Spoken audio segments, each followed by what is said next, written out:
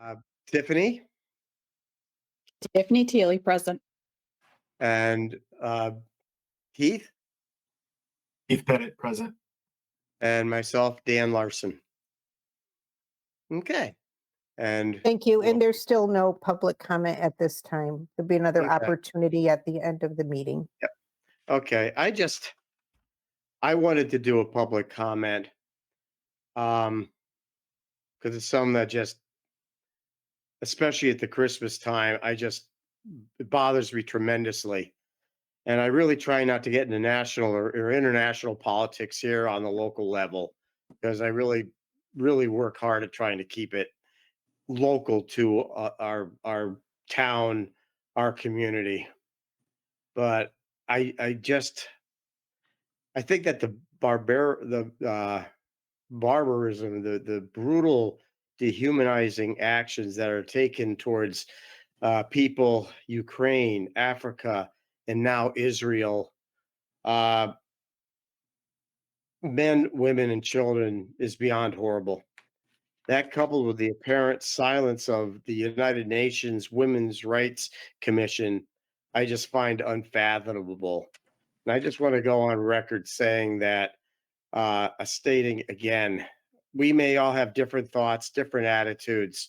We are all different individuals, but as human beings, we still need to treat each other with respect, with dignity. We need to get along. And the people of the world need to stand up against these types of atrocities. And I don't care who they're against; they're just wrong. Um, Seeing or reading some of the events, and whether or not the internet is always totally accurate, I don't know. But you know, having a wife, having daughters, I I know I would lose it if something like that were to happen to my family. And I think we as a race need to, I don't know how, get people to realize we need to stop. I'm sorry. Thank you. Um, no other public comment? Okay, moving on. Our next thing would be our election of chair and vice chair. Uh, Again, I'm going to ask for your indulgence. I know I normally let others speak first, but in this case, I would like to head this off. Um, it's been my honor to serve as the Board of Selectmen chair for more years than I can remember. That said, I think that it's time for me to pass the torch to a younger, more energetic person. I'm now 69, I'm going to be 70 years old. Um, I want to nominate Peter Casper to take the title of the Hebron Board of Selectmen chair.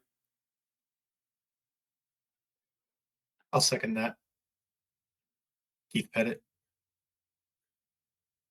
Okay. Any other nominations? Hearing none, I move that nominations be closed.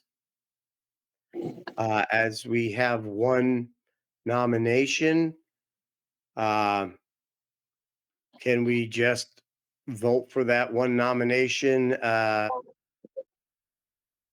Or actually, we'll run See the down. procedure? Yes, sir. Excuse me, Mr. Chair, do you see the procedure, or I can read it aloud? Okay. You did it right. So electing the chair, you nominated Peter Casper. So current chair calls the meeting to order, which you have. Current chair opens the floor for nominations of chair. So if you're stepping down and nominating Peter, that's been done. It's been called for any other nominations, which you did, and there was none. So there's a motion to close nominations, and now vote to close nominations. Okay. So all in favor of closing nominations, please signify by saying aye. Keith? Aye. Tiffany? Tiffany Teely, aye. Claudia? Claudia Riley, aye. Pete Peter Casper, aye. and myself, I. So nominations are closed. Uh, Now you would vote on the person that was nominated. And if okay. We're voting now to name Peter Casper as our new Town of Hebron Board of Selectmen Chair.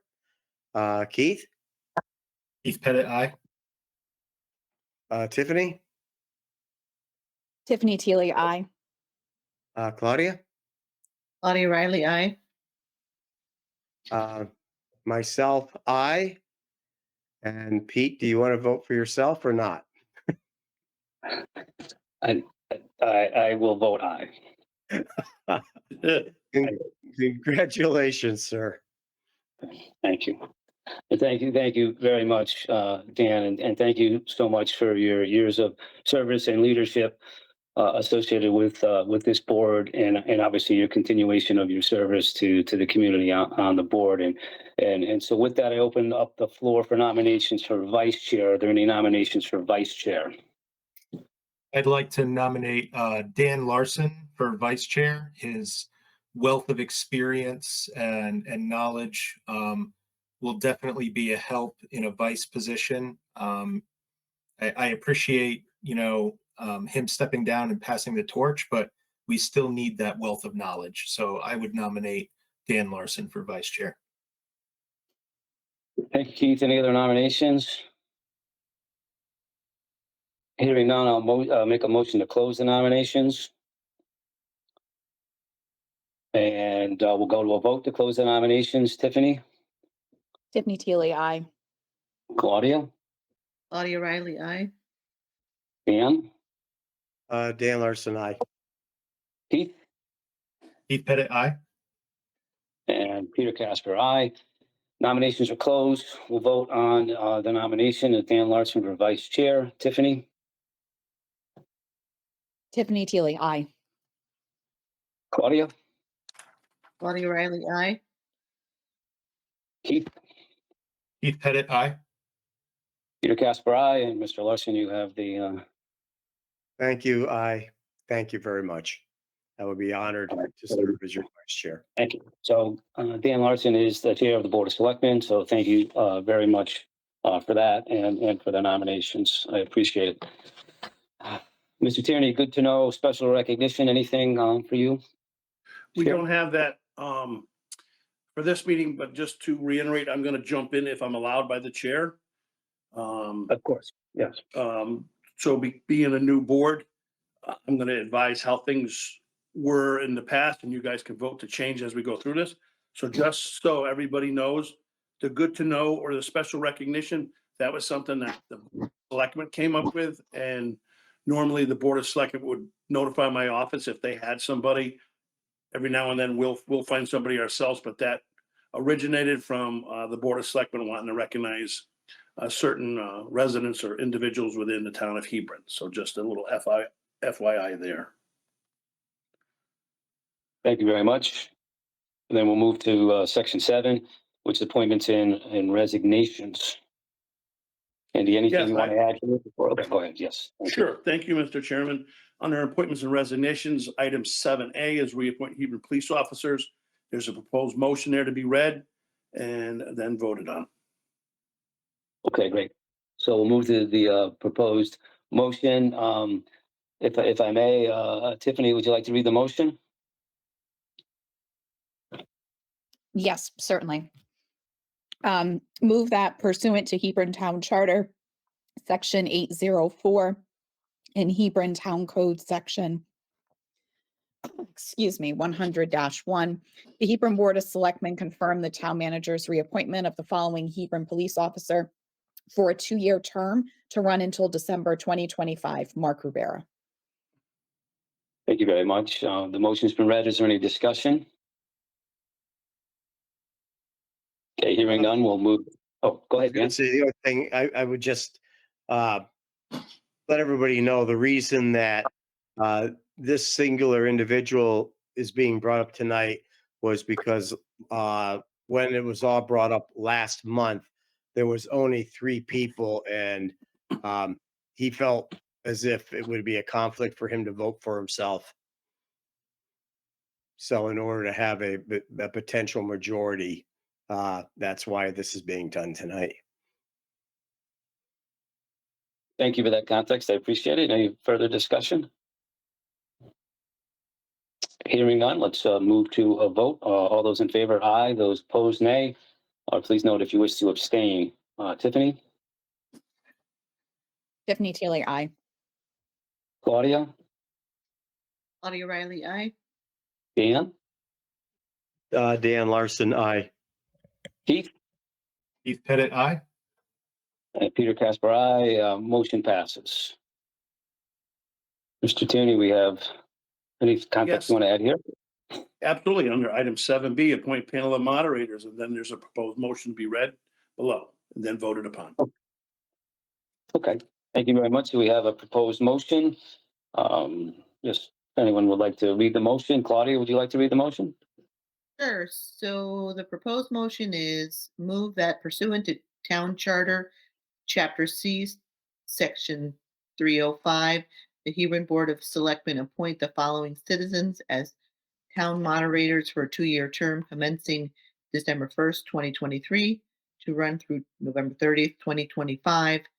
Kevin Connors, Scott Kaufman, and Joseph Chris. Thank you for reading the motion. I appreciate that. And any discussion? Nope. Okay, thank you. Hearing none, we will vote on the motion again. Aye, nay, or please note if you wish to abstain. Tiffany,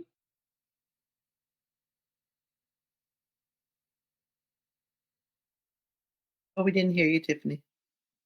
oh, I'm sorry, what? Tiffany Teely, aye. Thank you. Claudia, Claudia Riley, aye. Dan, Dan Larson, aye. Keith, Keith Pettit, aye. Peter Casper, aye. Motion passes. Thank you very much. Okay, so next section, section 8, town manager's report. Mr. Tierney? Thank you, Mr. Chairman.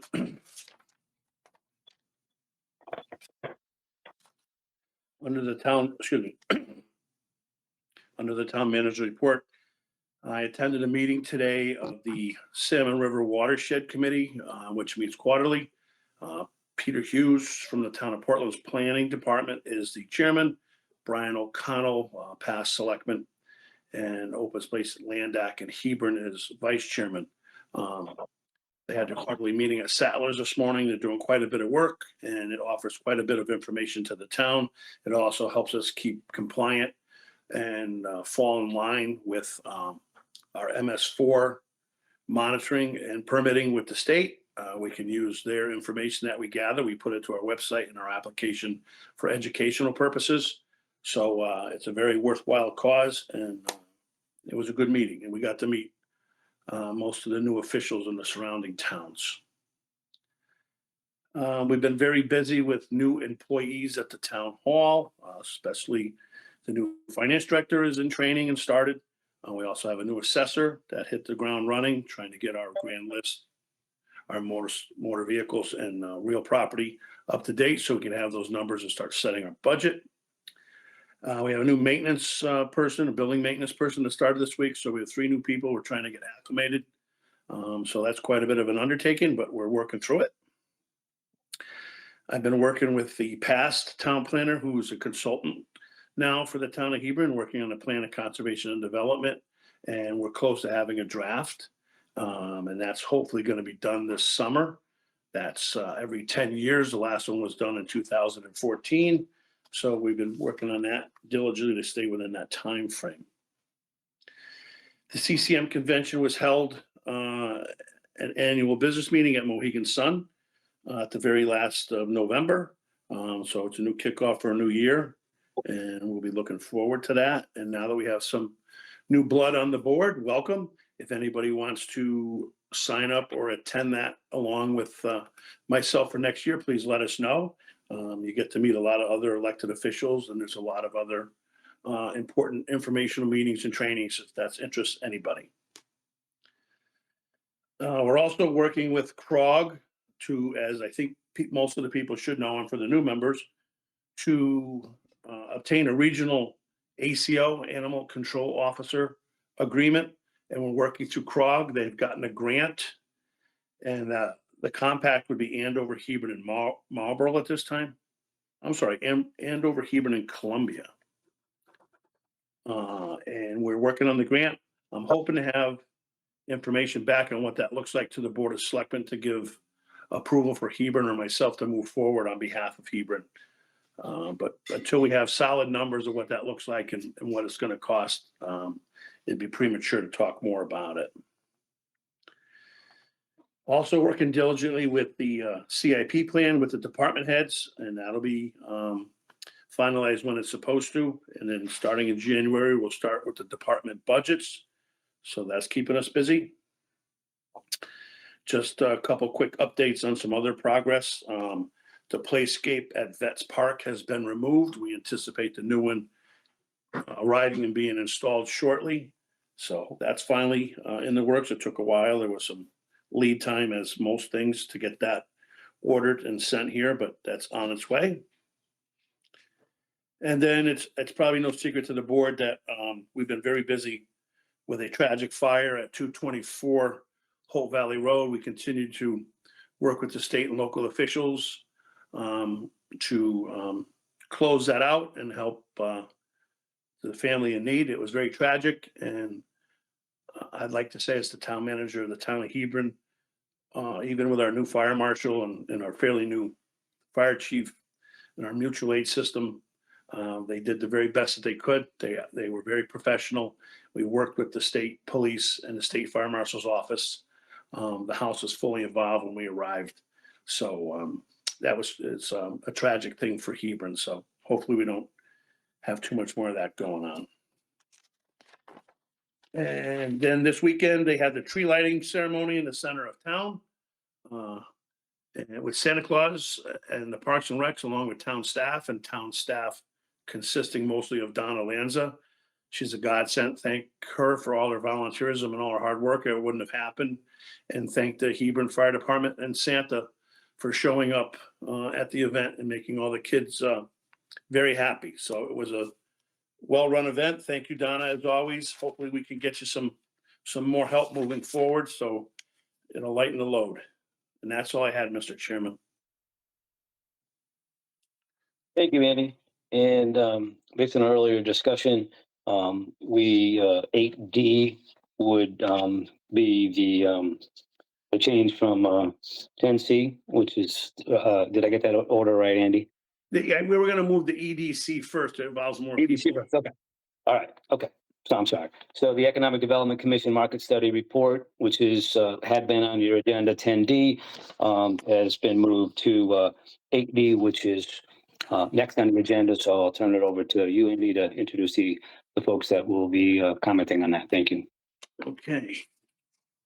Economic Development Commission Market Study Report. Very excited to finally have this presented, or have Neil Amwake, the chairman of the Economic Development Commission, and our town planner, Matthew Bordeaux, will be in attendance to present an overview of the marketing plan for the town of Hebron prepared by FHI Studios, which is attached.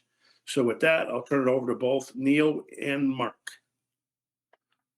I'm sorry. Okay, greetings everyone. This is Matt Bordeaux, town of Hebron town planner. You would just bear with me for a moment, trying to set this up for you. Everyone see that? My Yes. presentation mode, I cannot see you, so.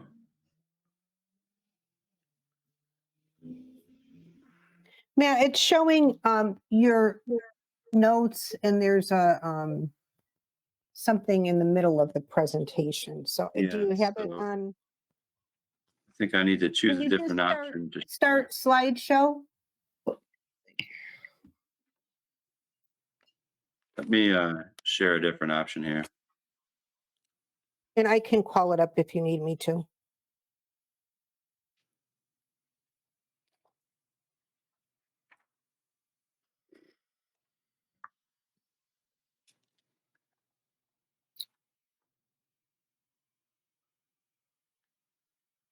Sometimes it's better if someone else drives the slides and you Yeah, present. I know. I should be able to do this. I plan to. Um, when you're using two screens, I think it throws it off a little bit. So,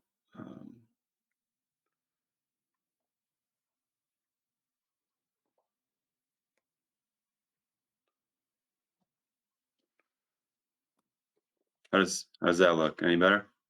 Perfect. That's good. Thank Okay. you. All right. Thank you.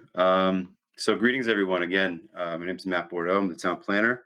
The intention tonight was to have Neil Amwake. I'm not sure if he's here with us or not.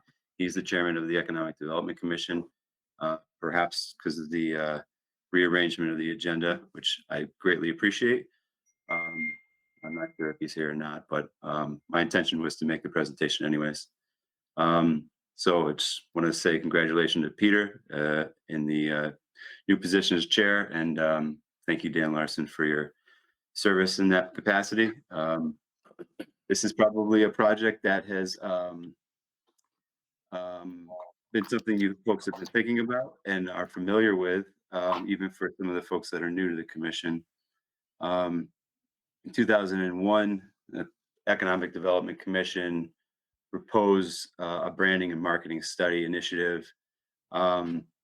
The intent of the project, and I'll keep this high level and try to keep it somewhat expedient. The intent of the project here, and this comes straight from the RFQ that was issued, is that the town of Hebron pursue a professional experienced firm to work with the EDC to develop and implement a comprehensive town branding program that effectively describes what distinguishes and sets Hebron apart from other communities in the area, and to develop a strategic marketing plan to attract new businesses, to attract residents and visitors as well to the town over the next 10 years. Again, the intent was to use these branding and marketing tools to focus on both the Hebron Center development, but also the other business districts in town. So in terms of a background, how this project evolved, the EDC issued an RFQ in 2021. 6 responses were received. Ultimately, between 2 very qualified candidates, FHI Studio was awarded the contract. Due to the way the project was proposed by FHI, it was agreed that the scope and duration would probably encompass multiple phases over 2 years is what ultimately it required. FHI Studio's proposal came in 4 different parts, and as we work through this presentation, you'll see that kind of each step or each task informs the next, and ultimately circles back to the original intent. So demographic and marketing understanding, community engagement, brand development, and ultimately the marketing plan were the 4 parts of the exercise EDC undertook with FHI Studio. First step in terms of community engagement were to hold a focus group and a community survey. The focus group I was not a part of, but it sounds like it was a fruitful conversation with local business owners and managers. And that was followed by a community survey. It appears that about 700 people approached the survey, utilized the link and visited the site where the survey was conducted. But ultimately, only about 350 people participated. If you think about the timing of it, this was at the latter stages of the pandemic. You know, there's such a thing, referred to as survey fatigue. I think that could have an influence on the amount of responses that we got. But ultimately, it was a pretty good turnout. There was quite a bit of information available that would further inform the rest of the exercise. But mainly, takeaway is not too dissimilar from what we already know and we've seen in other studies and surveys conducted across town. people are fond of the town of Hebron for its small town charm, its family friendliness, and community focused activities and initiatives. Its greatest assets were identified to be a great place to raise a family, probably due to a quality school system, but also abundant and well-maintained recreational assets. So FHI advised that we utilize this information to inform what they refer to as a brand creative. Two parts of that include the brand identity and ultimately a brand promise.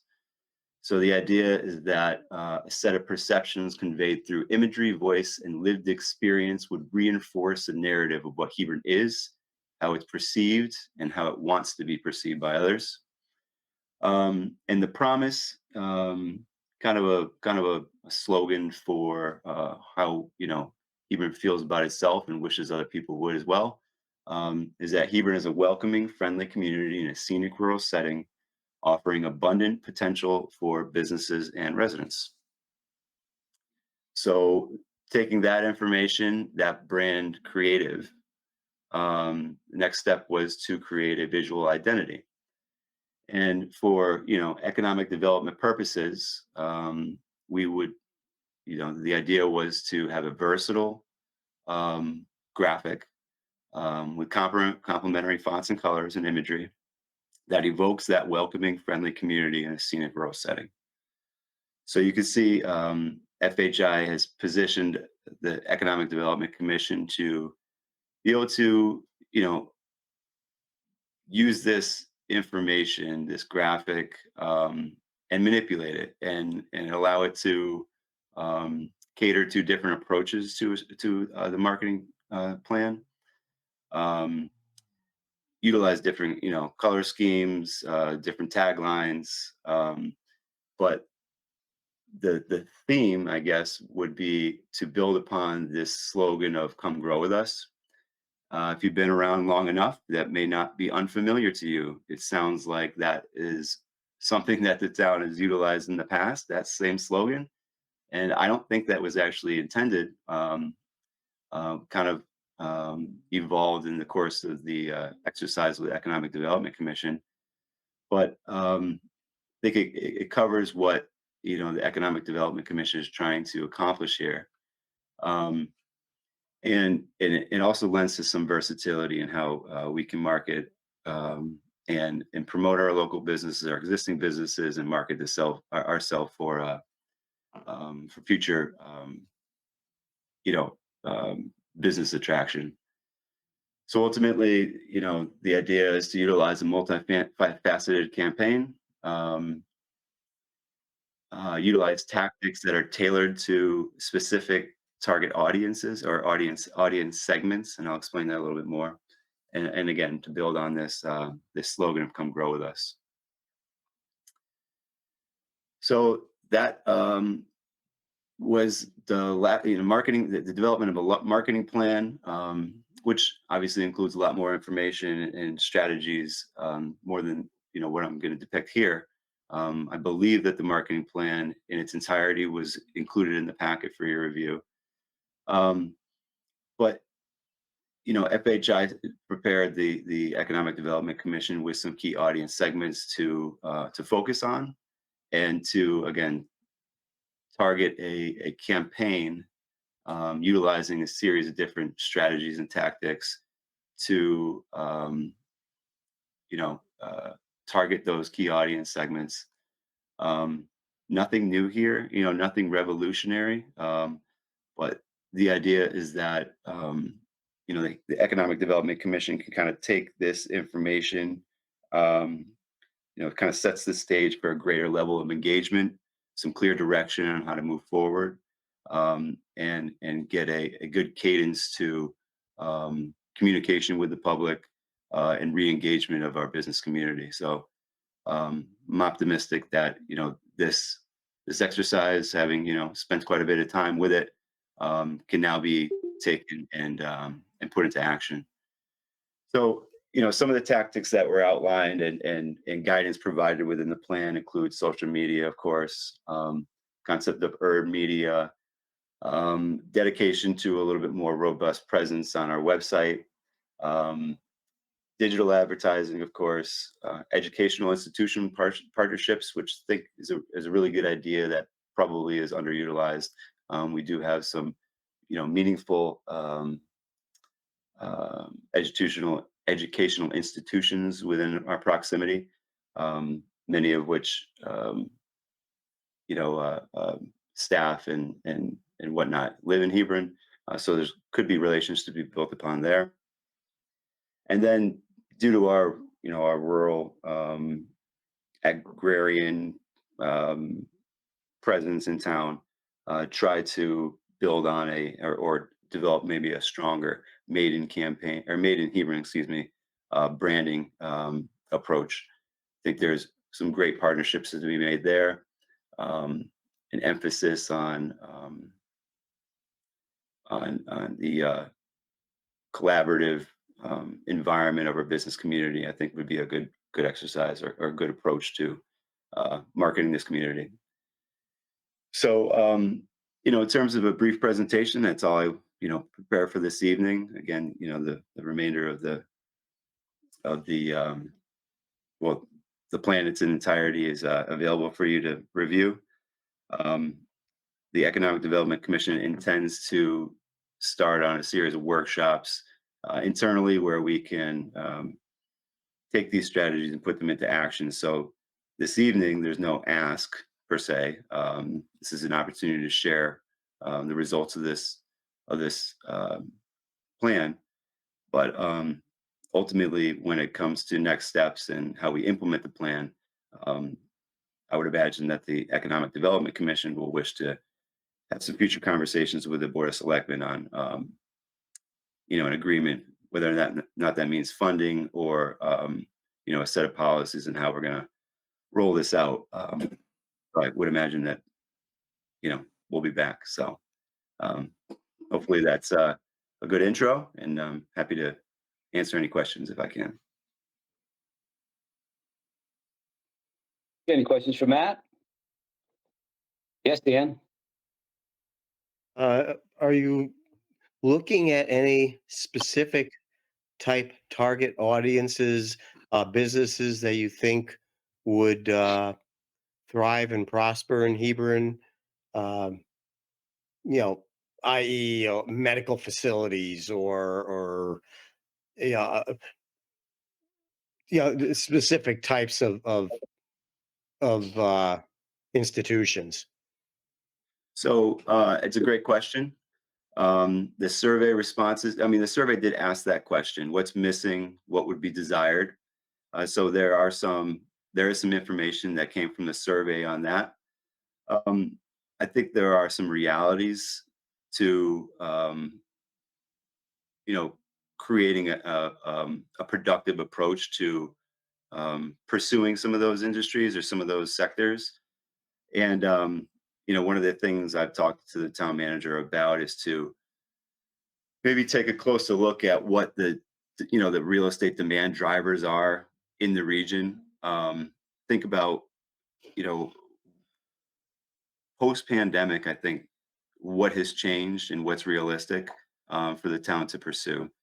So there are probably some small businesses that might be easy targets, but in terms of, the greater services, larger scale industry sectors, I think a little bit more evaluation of that is going to be required before I can, productively or effectively answer that question. Thank you. Thank you. Claudia, anything you wish to ask Matt? No, I mean, my initial thoughts and feedback on the more detailed presentation was that the firm did a great job in showing us the survey results and how they responded as far as the initial marketing plan, the look, the feel, the brand, the colors, and what they're trying to do. I am very excited about the concept of the Made in Hebron and also the ecotourism slash sustainability slash organic. That angle for me is, I think, a really good one for Hebron. I mean, there's been already an indication that that is resonates very well with the local population and with visitors. So I look forward to expanding on that part and seeing what the EDC does and what the firm does going forward. So thank you for that. Yeah, I think Thank you're you. right on. That's probably a an approach that will have some success, yield some results in Hebron. So that's a good point. Thank you. Tiffany?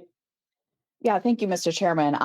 So it was exciting to look at something like this because, as you all know, this is what I do day to day in my daily job in terms of managing a brand and looking at all those pieces that put together. I think it's an excellent brand. I guess the one thing I just want to flag for caution, and I just hope that this is considered as we move forward. I think consistency in branding is so important. I think people need to look at any website, at any piece of material that's related to the town of Hebron and know immediately that it's the town of Hebron.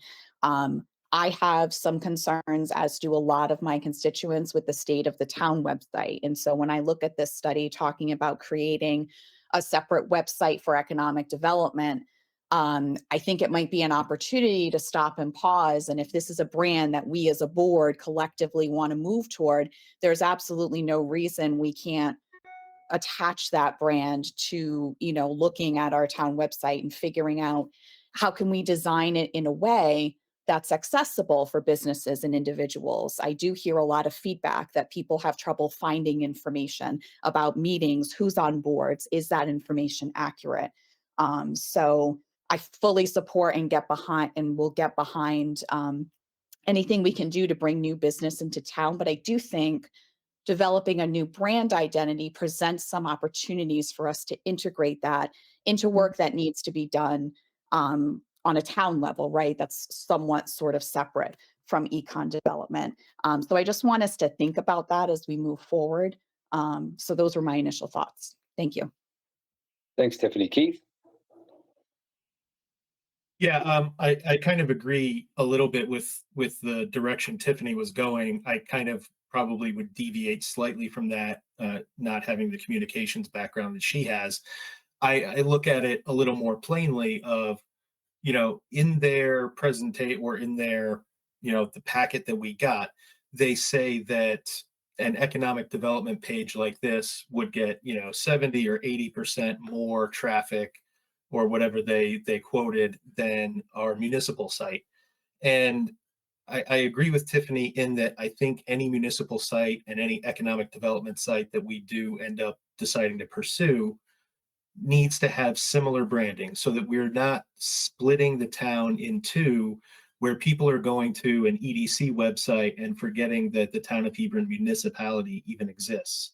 The whole live, work, play kind of mentality that they have, that's great. Don't get me wrong. I want people to be attracted to Hebron and interested in Hebron. I want especially businesses to come to Hebron.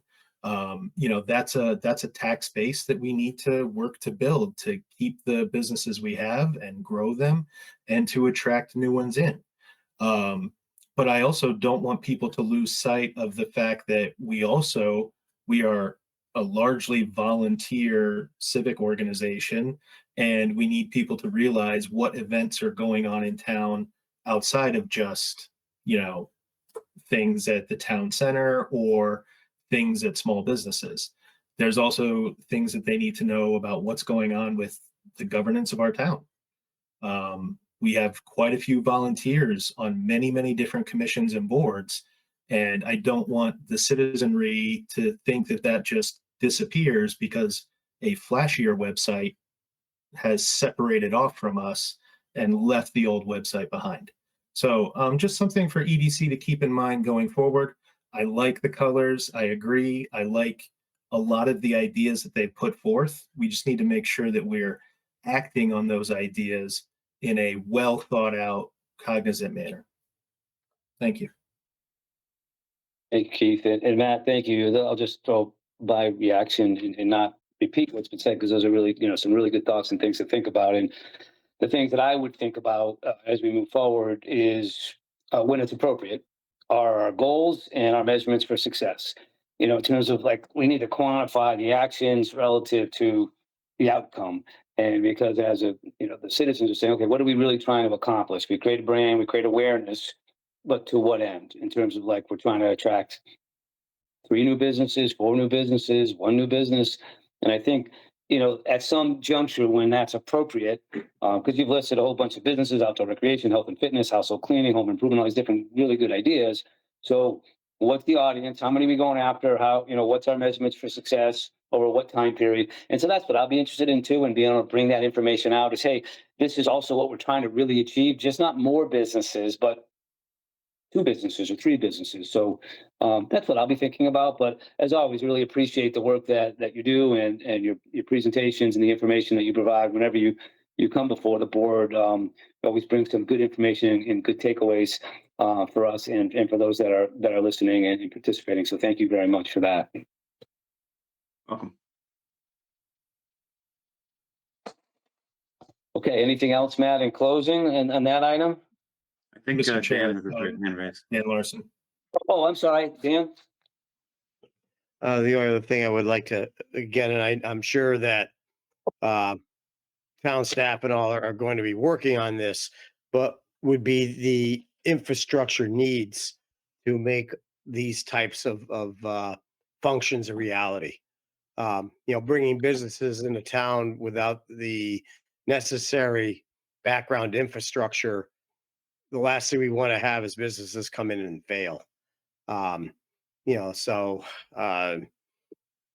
hopefully EDC, everybody working together and coming before us, Board of Finance, whatever, so that we can get in place those infrastructure requirements that would, make a business able to thrive. So I know we've always talked about water as a main issue, and that's a problem that's not going away. And but great job. Be interested to see as we go forward. And by the way, I've actually worked with other websites and other towns trying to, for permits, whatever. There are some towns out there that are pretty bad to try to navigate through. It's pretty scary. So thank you. Okay, thank you. Anything else for Matt? Thank you very much. Okay, unless there's something else, we'll move to Andy Dicra on 8, now 8E, which would be what was 10C. Is that accurate? Yes, Mr. Chairman, thank you. And I just would like to thank our planner, Matt, for consolidating that presentation so it didn't take up the whole meeting, but getting the meat and potatoes across. And we as town staff realize that our webpage needs to be either redone or updated. It's just going to take money, but we can work in conjunction. But trying to be frugal, you can see that I didn't put any requests in for ARPA funds to do that. But at some point, if that was the feeling of the board, we could do that. Just to throw that out there, we're aware of it, and we don't take that as constructive criticism. It's positive criticism, and we agree. So the last one was done pretty much in-house with our IT people, and what you see is what you get, and what you pay for is what you get. So we're all in agreement that needs to be enhanced. So item 10C, which was moved up on the agenda, is award an RFP for historic resource planning study. Request for proposals was recently conducted for the historic resource planning study, which will be funded by a historic preservation enhancement grant in the amount of $20,000. And there was 2 proposals were received, and they're listed below. And then at this time, Matt was very involved with this as the town planner, so I don't want to steal his thunder. And then below that, after he speaks, there's a proposed motion, Mr. Chair. Okay, thank you. Hey, you'd like me to take it from here? Again, this is Matt Yep, Bordeaux, please, the Matt. town Yes. planner. Thank you. So this is another project that might be familiar to some. It was a little while ago now. Again, this started before I even started working here. The town was awarded a grant from Department of Economic and Community Development, and administered by the State Historic Preservation Office, For a study that would research and document Yeah. Hebron's 18th and 19th century African American residents and families, try to identify what their presence was and what their activity was in town, and add that really to the story that may be under documented or underrepresented in Hebron's history. So we issued an RFP. We did receive 2 results. It was reviewed by myself and the Hebron Historic Properties Commission, and pretty unanimously, the feelings were that Heritage Consultants LLC out of Berlin, Connecticut, were the appropriate choice for this project. The alternative, Hartgen Archaeological Associates, did have some great experience and some success in really developing projects. But I think in terms of the research and documentation that we're looking for, Heritage Consultants is probably the way to go. They have a good working relationship with the State Historic Preservation Office. They have had a presence in Hebron in the past. So at this time, I'm making a recommendation. The board authorize the town manager to execute an agreement with Heritage so we can get this project underway.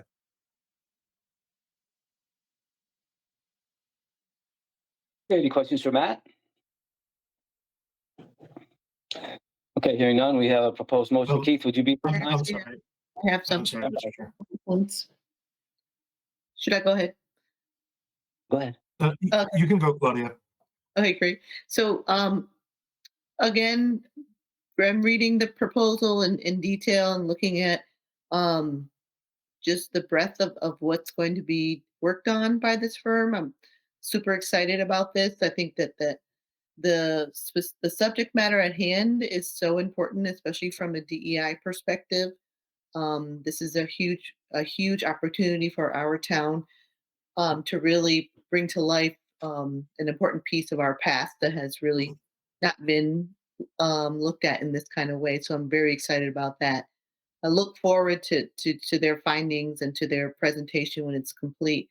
I would love to see if it's possible for the firm or representatives from the firm to actually give a presentation to the public once it's done. I think that people would love to listen or hear about what they have found. You just never know what they're going to dig up, so to speak. um, another another thing I would like to bring forward to you, Matt, is would there be a possibility for maybe a RAM high school student or a college student from Hebron to possibly intern with the group? Maybe doing some GIS mapping or some additional research or some assistance there, maybe doing some digging, doing their thing. We'll leave it to the experts, but possibly having some opportunities for some of our young people to get some real hands-on experience there. I think that would be a great opportunity. Yeah, and I think that's a great idea. As I work through the negotiations on this agreement, I think I'd be happy to bring that to their attention.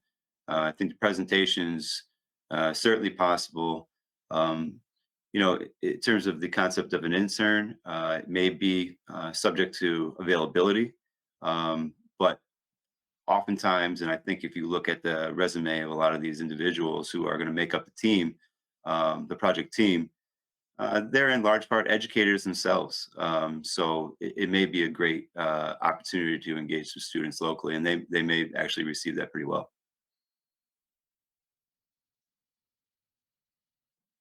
Thank you. And I apologize, I can't see everybody on my screen. Claudia, any comments? Tiffany. Thank you, Claudia, for your comments. Tiffany, any comments? I'm all set. I- I defer yeah, to Steve. I think you had the comment. Okay, thank you. Sorry, thank you, Tiffany. It was more a question. I mean, I tried my best to kind of go through both proposals. I know it's very, very heavy in some archaeological terminology and stuff that I'm not familiar with.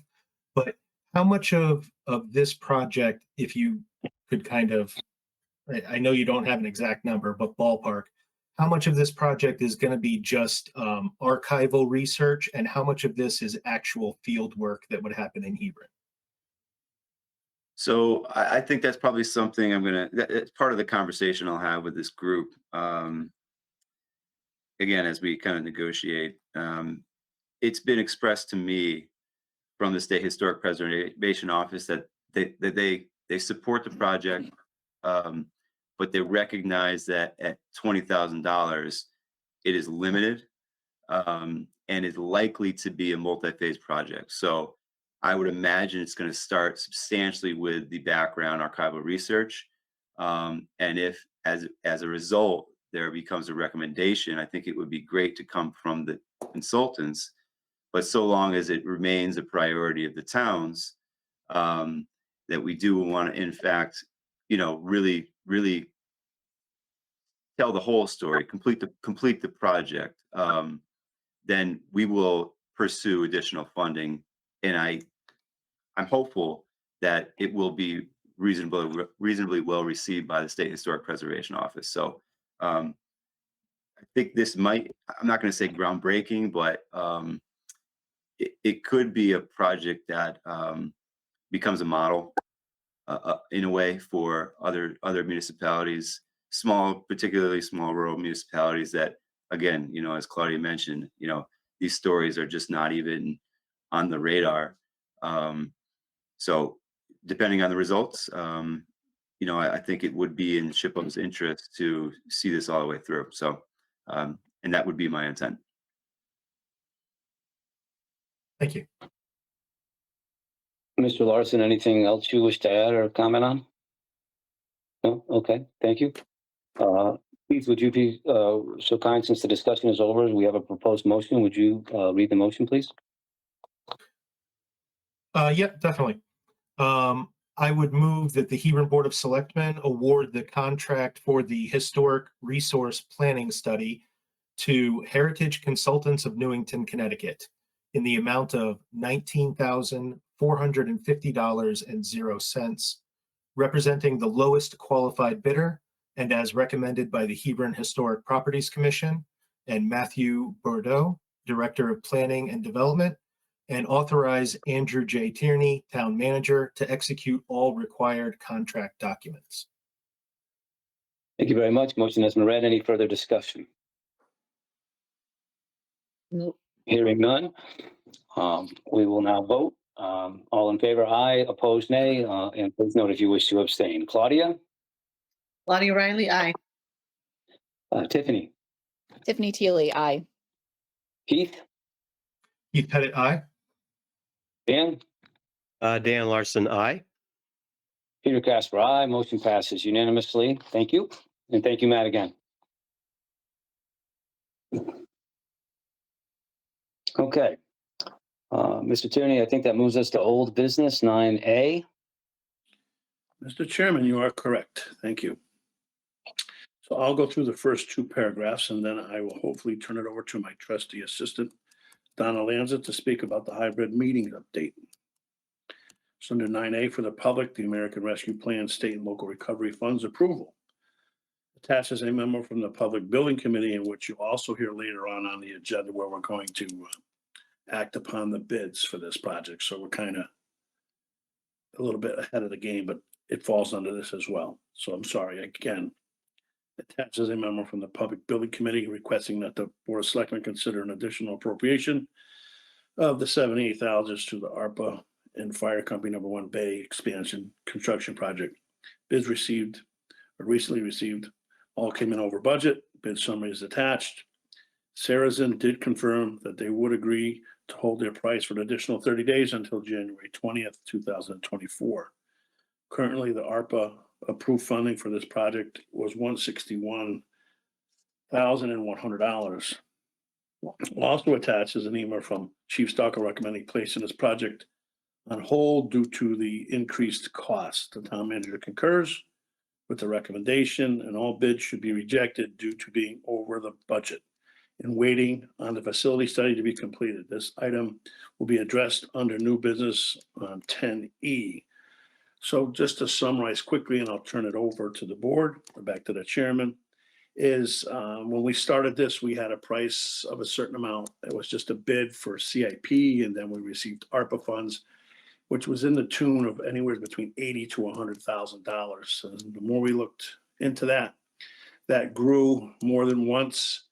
And if we were to move forward with this small addition, knowing that a building has other deficiencies, we're looking at about $800 a square foot, which is a little over the top for what we're doing. So I think we need to, there wasn't a lot of public involvement in this because it was supposed to be a small addition with some ARPA funds, but this has grown into something that I think needs some more public input and fingerprints and an overall study of the complete building before we spend this kind of money. So I concur with that recommendation.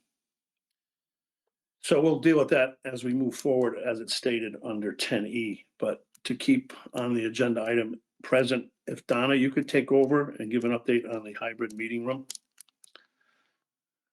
Sure, we are continuing to work on it. The vendor that we've been working with for over a year, ESC, that company was bought out by a larger firm, and they're not sure what their future is. So they have pretty much said they did not want to continue to do business with us for that project at this time.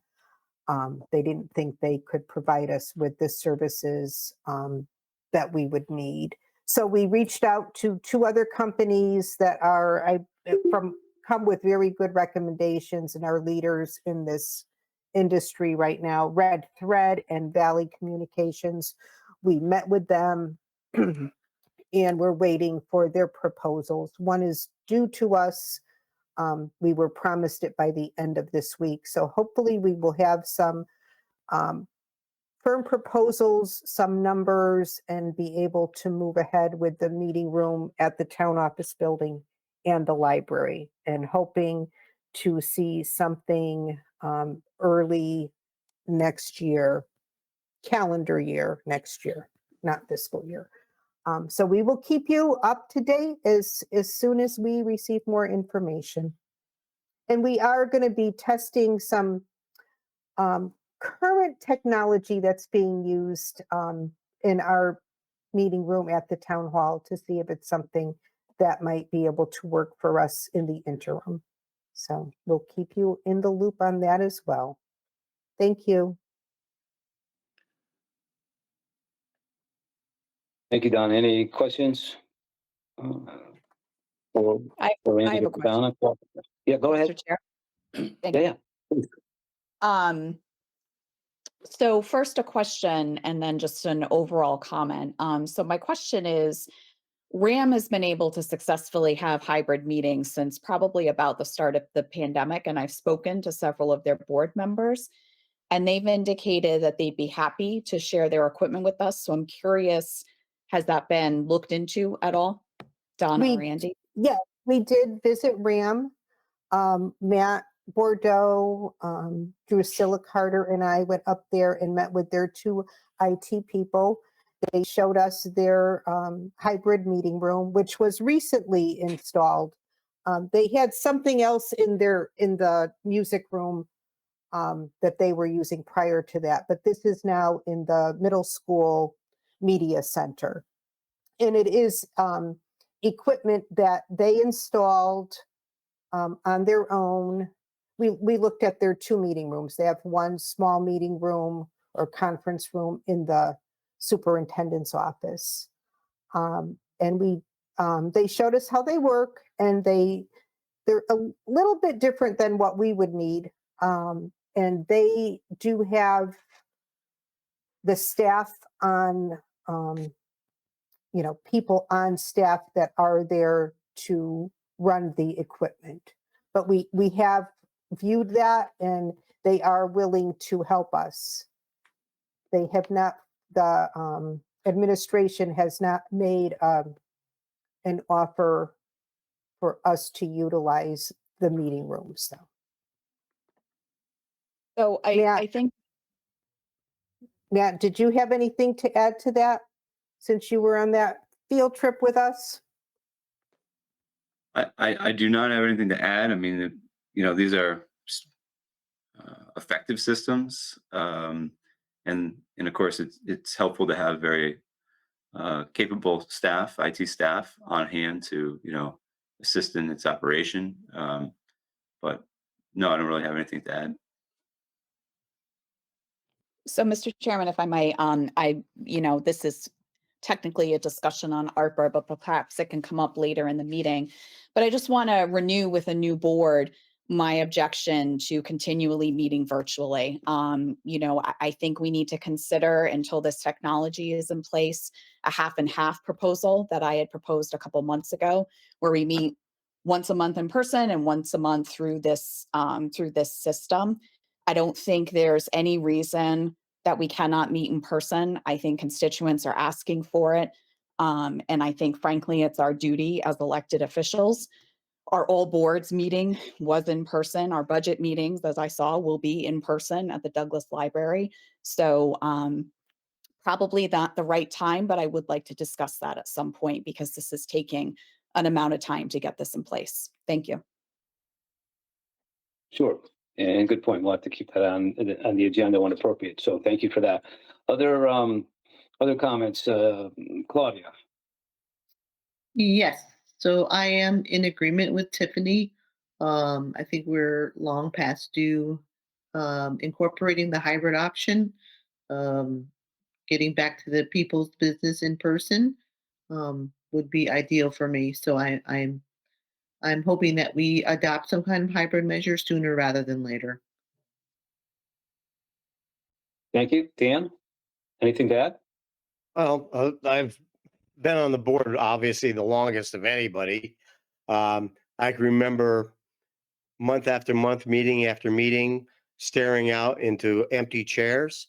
We have had far more participation with the general public doing it this way. And I wasn't sure how I would like it originally, because I am not um, computer technical. I'll be the first one to admit it.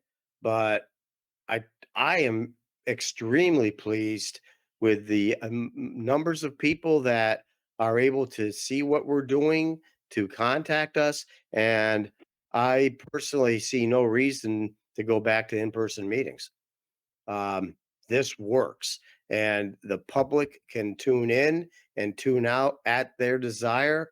As I've said before, young people with families don't have to worry about finding babysitters or bringing their children to a meeting.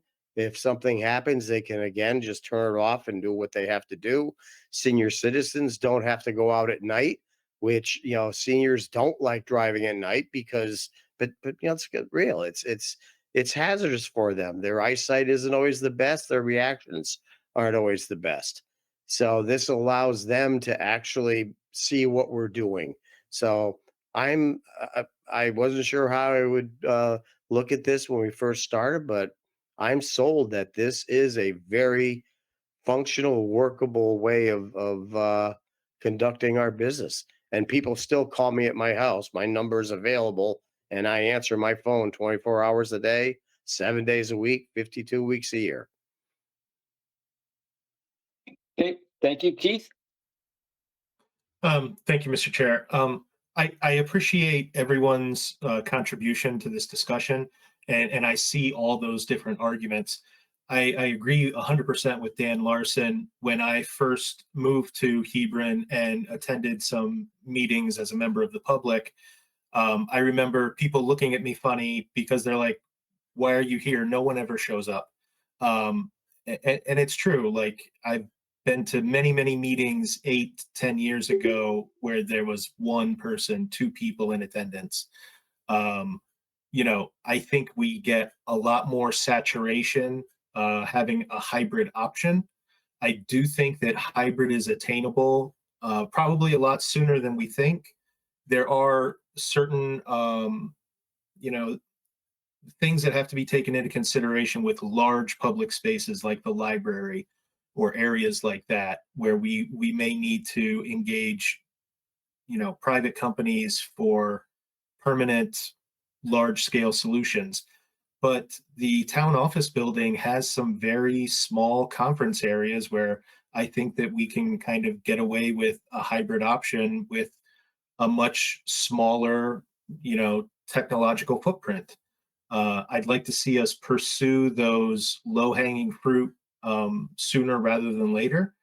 I agree with in-person meetings, but I don't agree with entirely in-person meetings.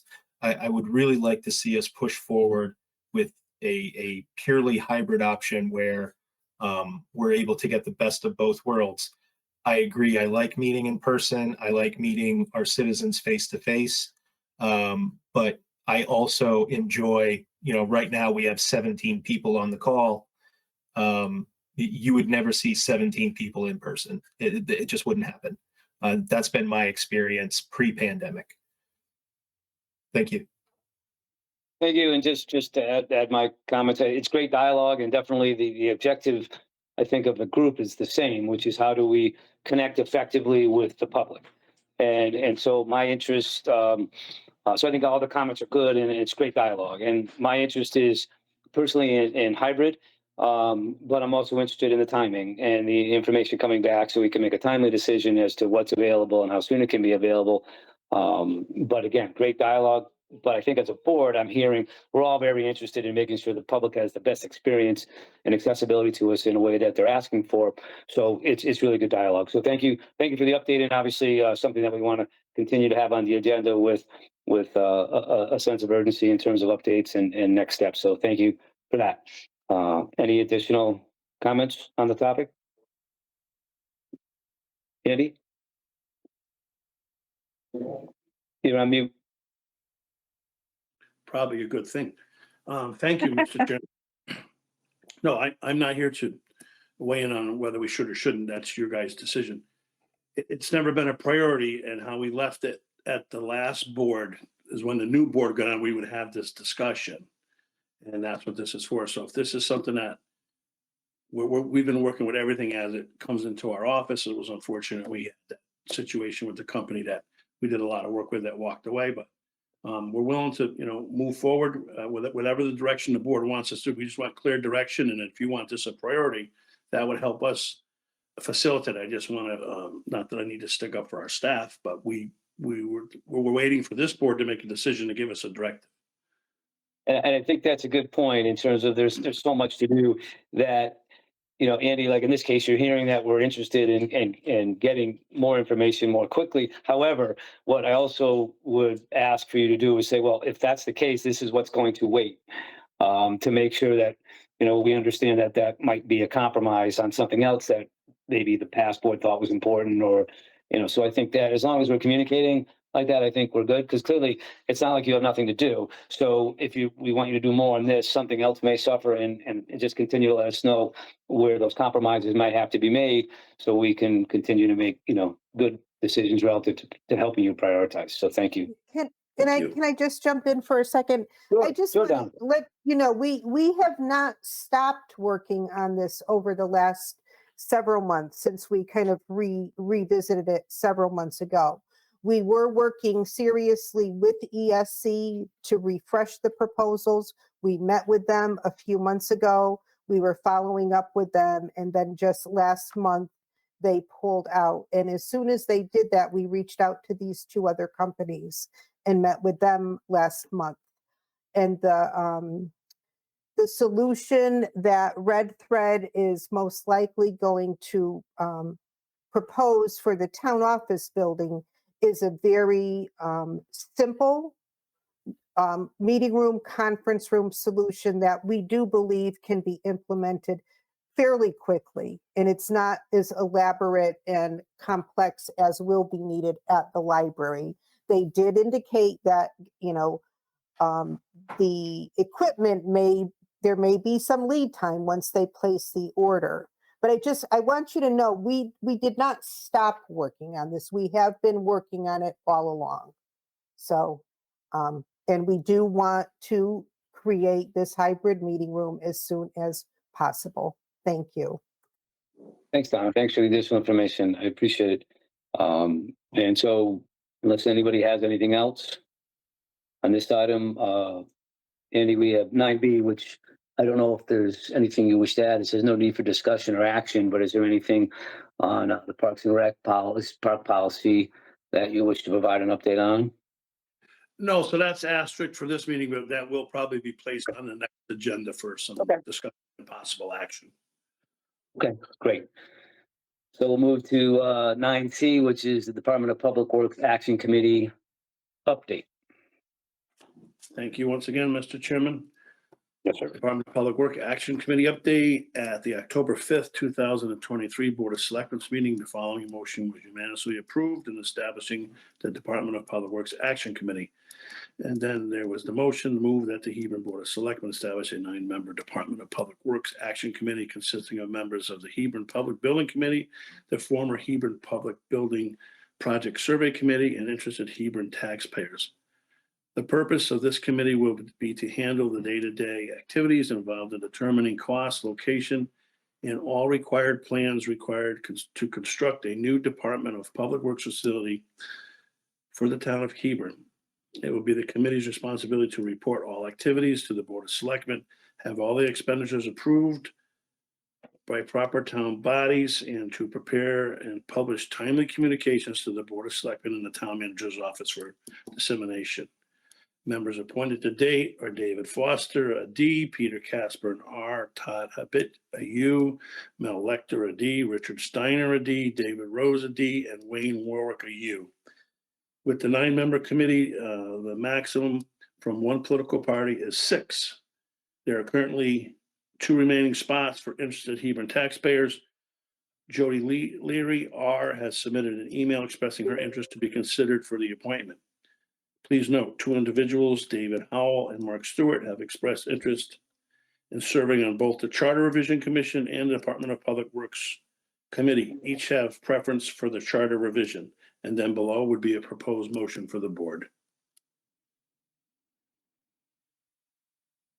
And if I may just add a couple of comments to that update, and before we move to the motion. There was an initial meeting with the members that had been approved, and a lot of good dialogue in terms of trying to create next steps. And one of the most important things that we're looking at is making sure we have an enhanced communication strategy, making sure we bring information out, making sure we utilize the town website accordingly. And so there's a lot of good dialogue around developing the need for a communication strategy and using those members of the public that are serving on the committee as the main voices of that. So the public's representing the public, so to speak. And so there's a lot of good work, at least good initial discussions on that. So we're really looking forward to taking the next steps there. So I just wanted to add that, and obviously thank all those that have stepped forward in the building committee for their continued very good work in this area. So thank you. Thank you very much. Does anybody have any questions or comments or anything before we move forward?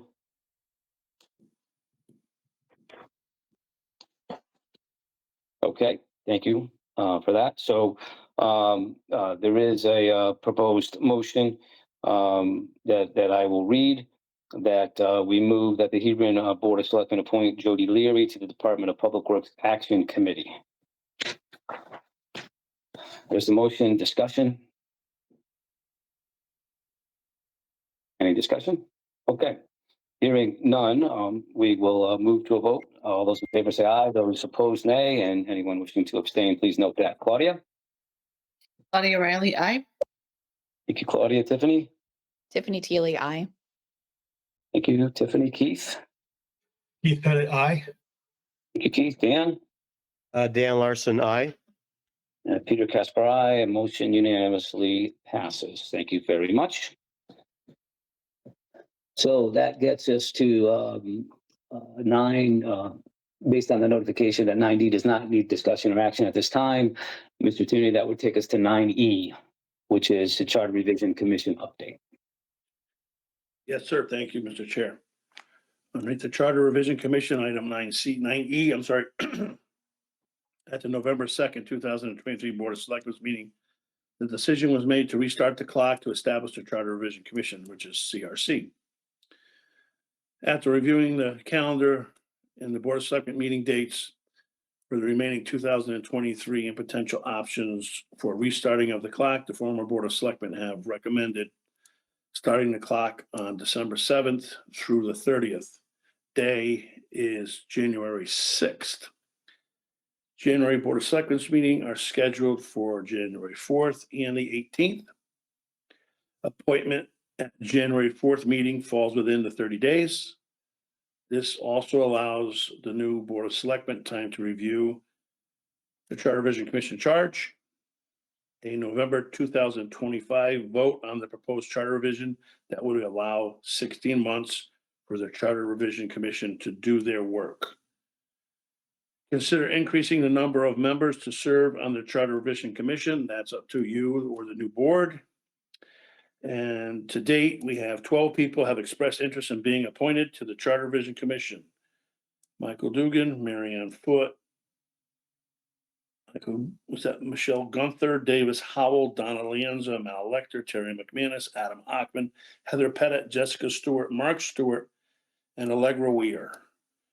All people have already expressed interest in serving and have been contacted with a request to confirm if they wish to continue to be considered and to prove a brief bio.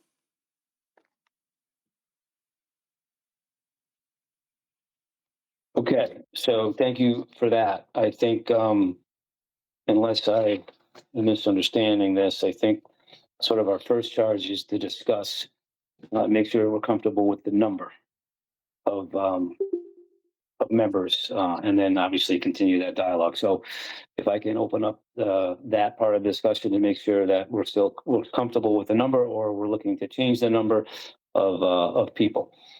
So does anyone want to start with any comments on that? Keith? Mr. Chair, if I could, please, thank you. Yes. Having been on the Charter Revision Commission the last go around, and it being a fairly large organization at that time, I can say that yes, there are benefits to having, people involved and to give perspective, but it's also very difficult to come to consensus and to stay on target with meeting deadlines and getting to the point of the materials that you're reviewing at the time. So having had that experience, my recommendation to my fellow selectmen would be to keep it a little on the smaller side. And I would even, put forth my own preference that I think that 7 would be a good number to really consider. But, I'm just throwing that out there for people to kind of mull over. Okay. Tiffany, thoughts on that? Yeah, thank you, Mr. Chairman. I tend to agree with Keith. I think that committees that are that large can grow pretty unwieldy pretty quickly, right? And so I'm comfortable with the 7 members. What I will say, I know we're discussing size, but my larger concern is why the vote would be pushed off to 2025. I am certain that next year with a presidential election, we're going to have massive turnout of not just typical people that vote through municipals, which we have seen increased numbers, which is fabulous. But it's nowhere near what we're going to see at a presidential. And so I think my larger concern with pushing the vote off almost an entire year is that I'd like to have as many people in town vote on these questions, whatever they may be. And so I apologize. I missed the last meeting where this was brought forward as a recommendation. I had a work obligation. But after we've kind of agreed to a number, I just don't know that I can support postponing a vote to 2025. I'd like to see something acted on next year. Thank you. Okay, thank you. Dan, comments? Yes, I believe that 7 is a good solid number. We had discussed and decided on 7 months ago. And I still believe that 7 is a good number to maintain. Again, you get too many people that it becomes unwieldy, and it creates issues within itself. The reason for moving it off is because when you backtrack the time and the warnings and everything else, and Donna can go through that much better than I.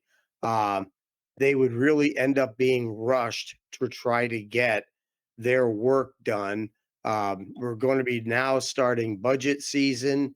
So some of these people that are already involved with the public office are going to be involved in some of that.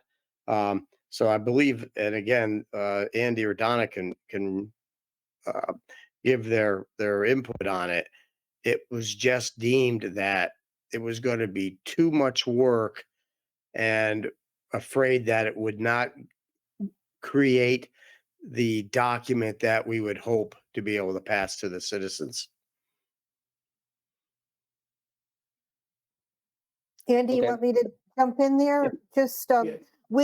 with needing to restart the clock, so we've lost a month or two, and if we're not making the appointment until the first meeting in January, it really gives the commission, the Charter Revision Commission, only 4 months to do their work and to prepare their draft report. And there's a couple big ticket items on that list.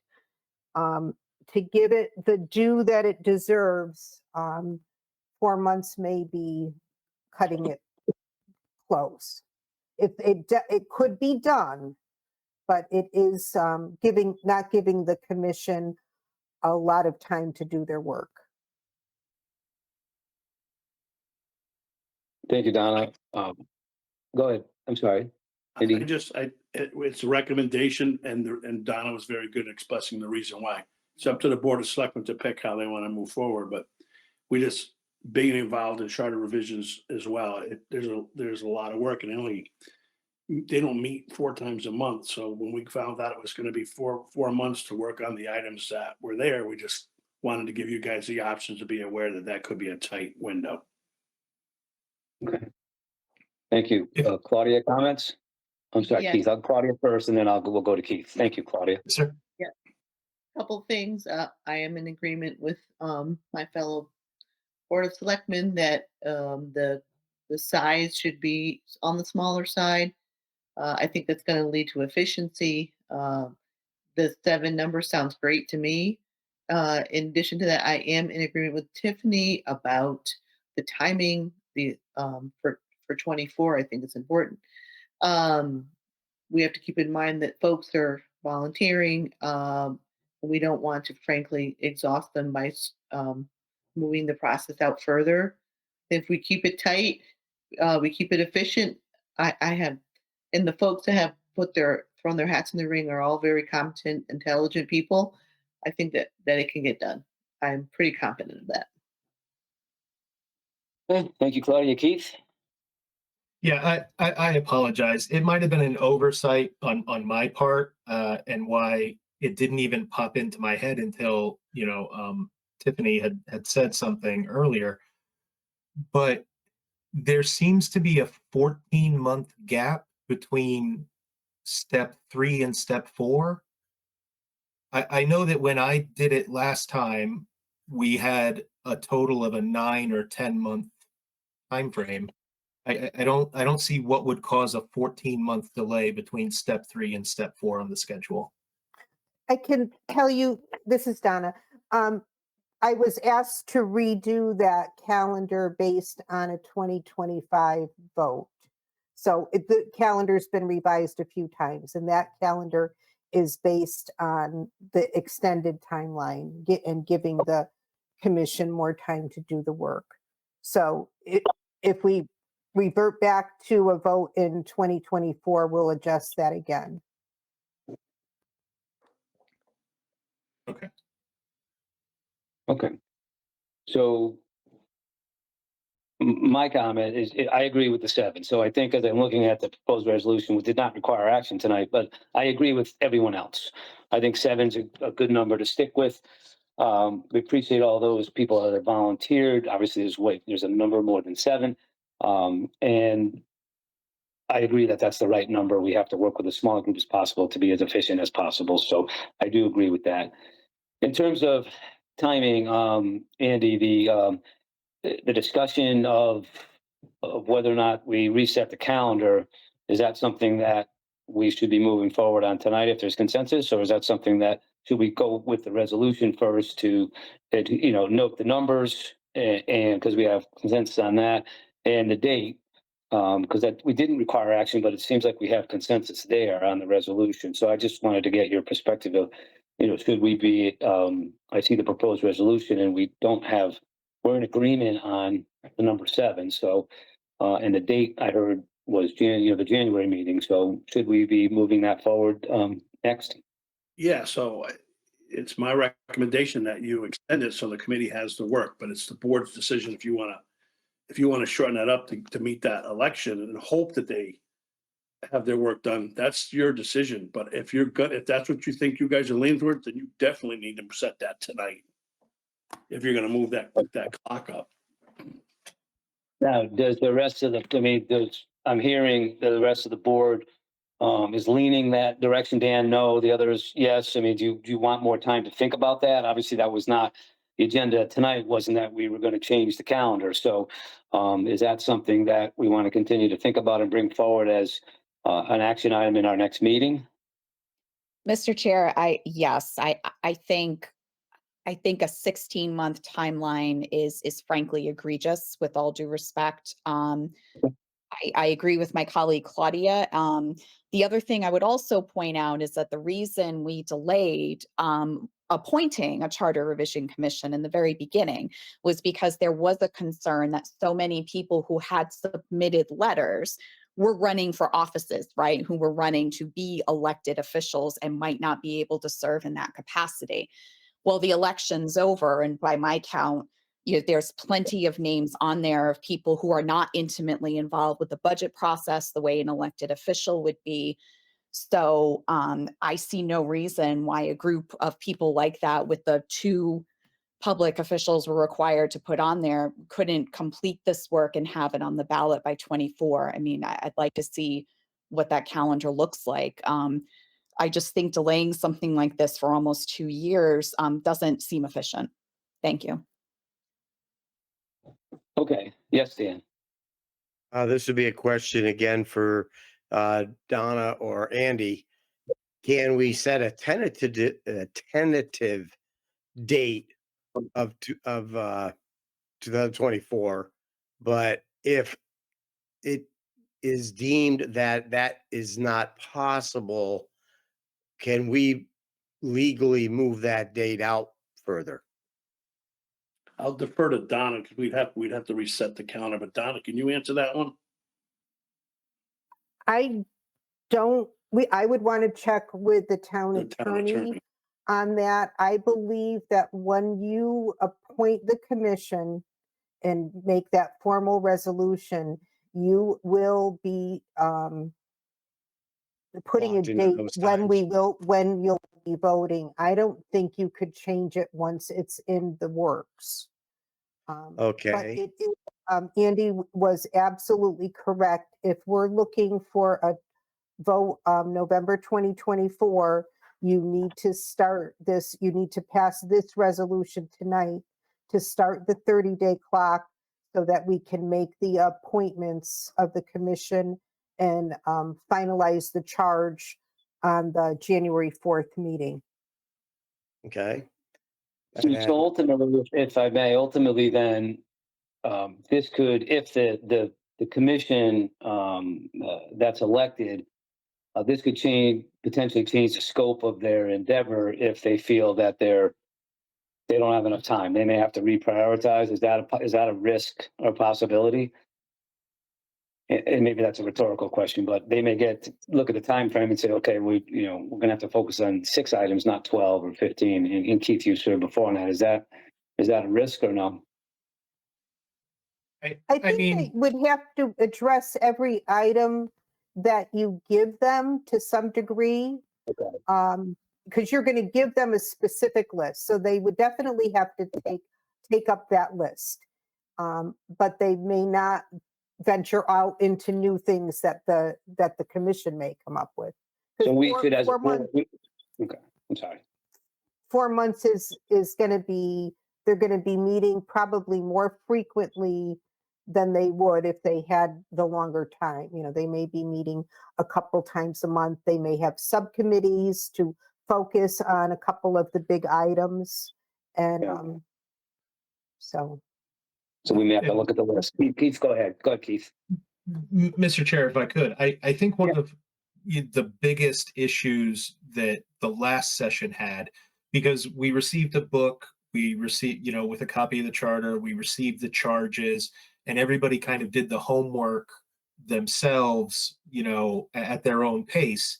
The big thing that caused delays, from my experience, was anytime we had questions from subject matter experts, asking those people to attend our meetings to give answers, sometimes we had to wait on scheduling for that. So that was one of the biggest delays, not so much the number of the charges or the reviewing by the committee members, but just getting that necessary feedback from the people on other boards and commissions to make insightful and intelligent decisions.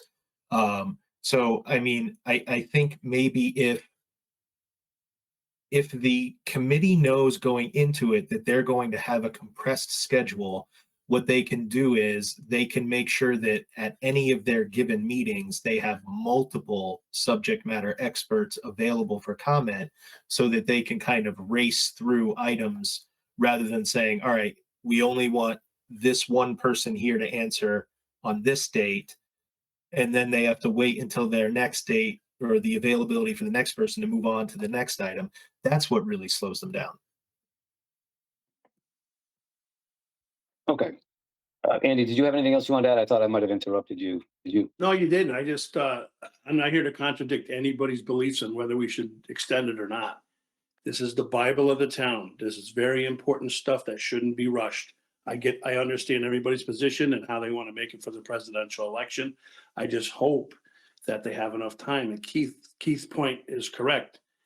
I'm not saying that it bogs it down, but if you're going to open this Bible up for the town, you should have all the boards and commissions submit things that affect them that they feel should be reviewed and changed. And that even hasn't been done yet. So this is just point of information. I'm not trying to build a case for or against. And then as Tiffany had asked me later or earlier in a few meetings ago, who's we? Is Donna and I look at this very seriously just to make the recommendations to the board. It's your guys' final decision, and however you choose to move forward, we'll work with. We just think it's kind of tight for this type of document that governs the town. It's I don't think it should be rushed, but at the same time, I understand everybody's position. So from a timing perspective, do we have to decide that this minute, or should we just? But it feels like the board, since that's a possibility, we should definitely move the resolution to set to that. But do we have to have any more discussion, at least tonight, on the timing? Does that have to be determined tonight on the timing, Donna, other than setting the clock for the 30 days?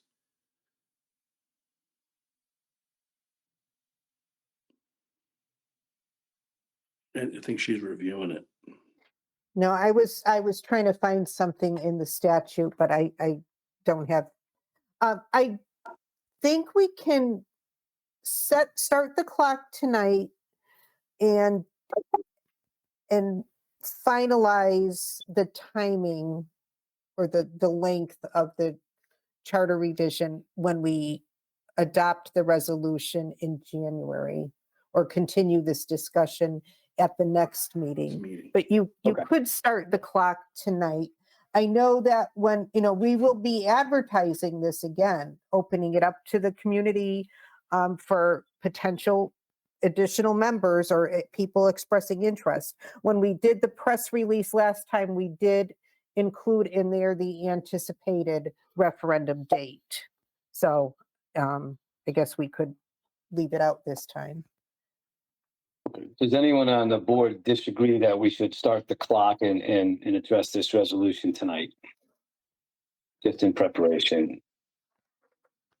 Everybody, go ahead, Keith. I have a comment. I'm not in disagreement, Mr. Chair, but the other comment is, and I know I probably already know the answer to this, that Donna's going to tell me I'm rushing things again, but it does say within 30 days.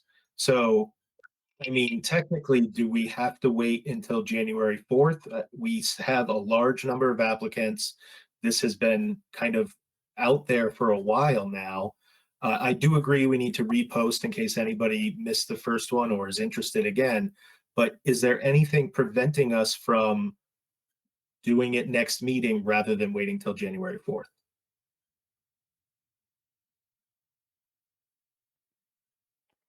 I believe you're correct in saying within 30 days, so it cannot be beyond 30 days. If we're going to put a press release in the paper, it's not going to go in until next Friday. And that's really, we're Right. really only giving people, and we could post it on our website and on our Facebook page tomorrow if you wanted to, but it's only really giving a couple of weeks. So it's 14 days instead of 28 days.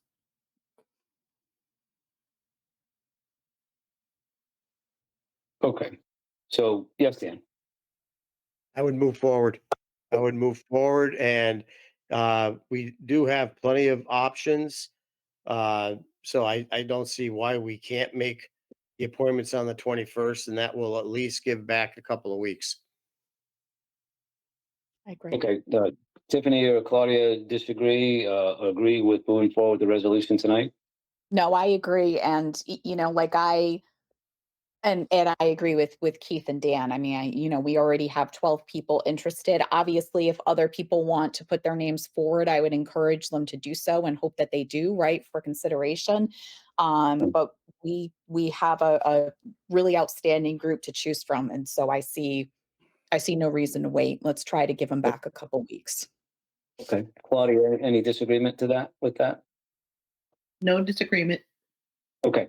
So we have, so if I may, well, we have a proposed resolution. Tiffany, would you like to read the resolution? We have obviously the number that is blank, but would be 7, and then the date. Donna, the date at the end take place on what, January? What was the date? 4th. 4th. Okay, so 7 and January 4th. Tiffany, would you be so kind? So not December 21st. I just want to be I would go extra the clear. 21st. I agree with you, Tiffany. So December 21st. Yeah, I think we need to decide that now. I mean, I know usually we have canceled that meeting, but it seems that we would have a compelling reason to meet on the 21st, and I'm happy to do it. But let's just come to a consensus before I read the resolution. Yeah, I'm sorry. You did. A couple folks mentioned doing it, giving them 2 weeks, and I still mentioned January. I'm sorry for that confusion. Does everyone agree that the 21st would be a target for that? Dan, yeah, Keith, Agreed. and Claudia, Agree. and obviously Tiffany. So Tiffany, please move forward with the 21st and the 7 members, if you would be so kind as to read the resolution. Thank you. Be it resolved that the Hebron Board of Selectmen has determined it is appropriate to establish a charter revision commission consisting of 7 members pursuant to the provisions of the Hebron Town Charter, Chapter 12, Section 1207, and Connecticut General Statutes, Chapter 99, concerning municipal charter and special act. Volunteers will be solicited to serve on the Charter Revision Commission, and the appointment of the Charter Revision Commission will take place on December 21st, 2023. Resolution's been read. Any additional discussion? Not, we'll move to a vote. All those in favor, aye. Opposed, nay, or anyone wishes to abstain. Keith, Keith Pettit, aye. thank you. Tiffany, Tiffany Teely, aye. thank you. Dan, Dan Larson, I. thank you. Claudia, Claudia Riley, aye. Peter Casper, aye. The resolution passes unanimously. Thank you very much for that good discussion, and thank you, Andy and Donna, for the context that you provided. Okay, thank you. So any other old business? 9F, any other old business? Mr. Larson, you have your hand up? Yes, I do. Go right ahead. I'm just wondering to try to speed things along. We've got the bios on these people and whatever. I'm wondering, does it make any kind of sense if we were to send into the town office our 7 selections and then have them compile the numbers to see how that works out to try to find the people who are going to put on this commission. I thought we still had a note to put a notice for anyone else. That's what I thought. Is that Okay. not true? No, I'm Yeah. asking. I'm asking. I don't disagree. I thought we had to notice that. Donna, is that true? Do we have to still solicit and if anyone else wants to join? We should, because we restarted the clock, so we should advertise it again. We have contacted everyone who has expressed interest so far. We're still waiting to hear back from a few of them to reconfirm that they are still interested. We've heard back from most of them, but not all of them. So we want to hear back from all of them. And I don't know that you'd want to conduct a vote or submit by email. I think that has to be done at the meeting. One thing you might want to do if you want to take a few minutes tonight would be to look at the list that has been prepared. Because if we're going to make the resolution on the 21st, we need that list to be pretty finalized, or at least reviewed ahead of time and then finalized that night. Because I don't think the board as a whole has discussed the list of items that have been identified. Okay. Okay, so you're suggesting we should look at the Charter Revision Commission. Make sure I'm referencing the right list. That would be the items identified to be included for review. We had, I see 14 items. Am I missing is there another page, or is that the number? So you're talking about Donna going through the list of 14 items? That's it. That's the list. Yep. That's a big list. Okay, and so your suggestion is we should be looking at this list tonight then? And talking about it as a board I think and that's you could give it a good initial review tonight to see if there's anything additional that you want to add or anything that you would want to remove from this list, so that it's so it can be finalized on the 21st, but that you don't have to go into a deep discussion on the 21st. I guess my concern is that I personally didn't really prepare for that. So Keith, you had your hand up. Sorry, yeah, I mean, I agree with you, Mr. Chair, that I think, some of these are very complex topics to be discussed. I mean, obviously, I've reviewed them as I've been kind of watching things proceed with the previous board. And I'm very interested to see what the new board's opinion is on some of them. But to Donna and Andy's point, and some of the concerns that we brought up already regarding time frame and the complexity of some of the things that need to be looked over, I just know from my own governmental experience at the state level that from an auditing perspective, item number 14 it's not that it can't be done. It's just that if it's done not exceptionally, it leaves you very, very vulnerable to audit findings and to conflict of interest due to segregation of duties and internal control issues. So I might say that in the interest of saving the commission quite a bit of in-depth discussion, I personally think that that's a very bumpy road to go down. And despite what their ultimate recommendation would be, I would have a real hard time sending that to the public for approval.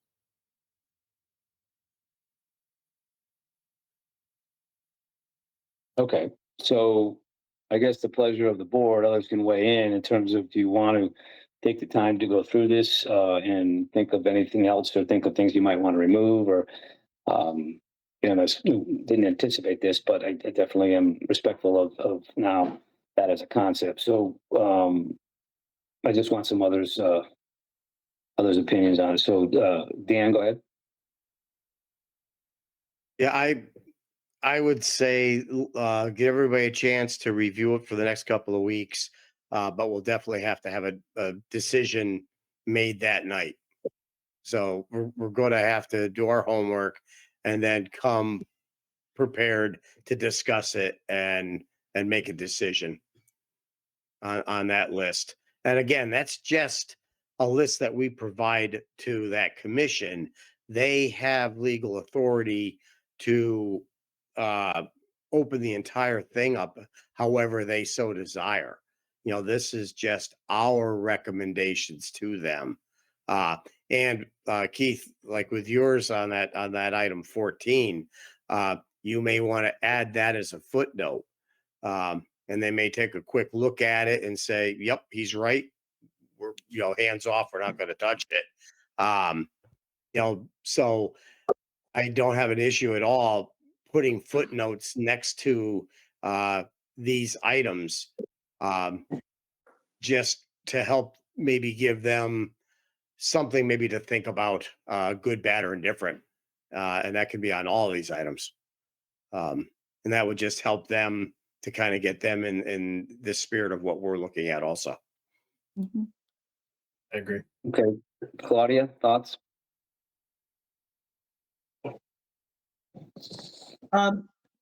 As far as these, all of these topics go, in the spirit of time, and now, that we have the waters are becoming less money, so to speak, I would like to put this at the top of our agenda when we meet next on the 21st. That way we've had the opportunity to go over these, present any additional questions we have on these, if there are any, and then proceed from there. Thank you, Tiffany. Any other thoughts on that? Yeah, I agree with all of that. I think this does warrant a separate discussion on the meeting of the 21st, not tonight. I think Keith makes a great point about item 14. Instinctively, I had some concerns about that one, and thank you for illustrating why I had some concerns there.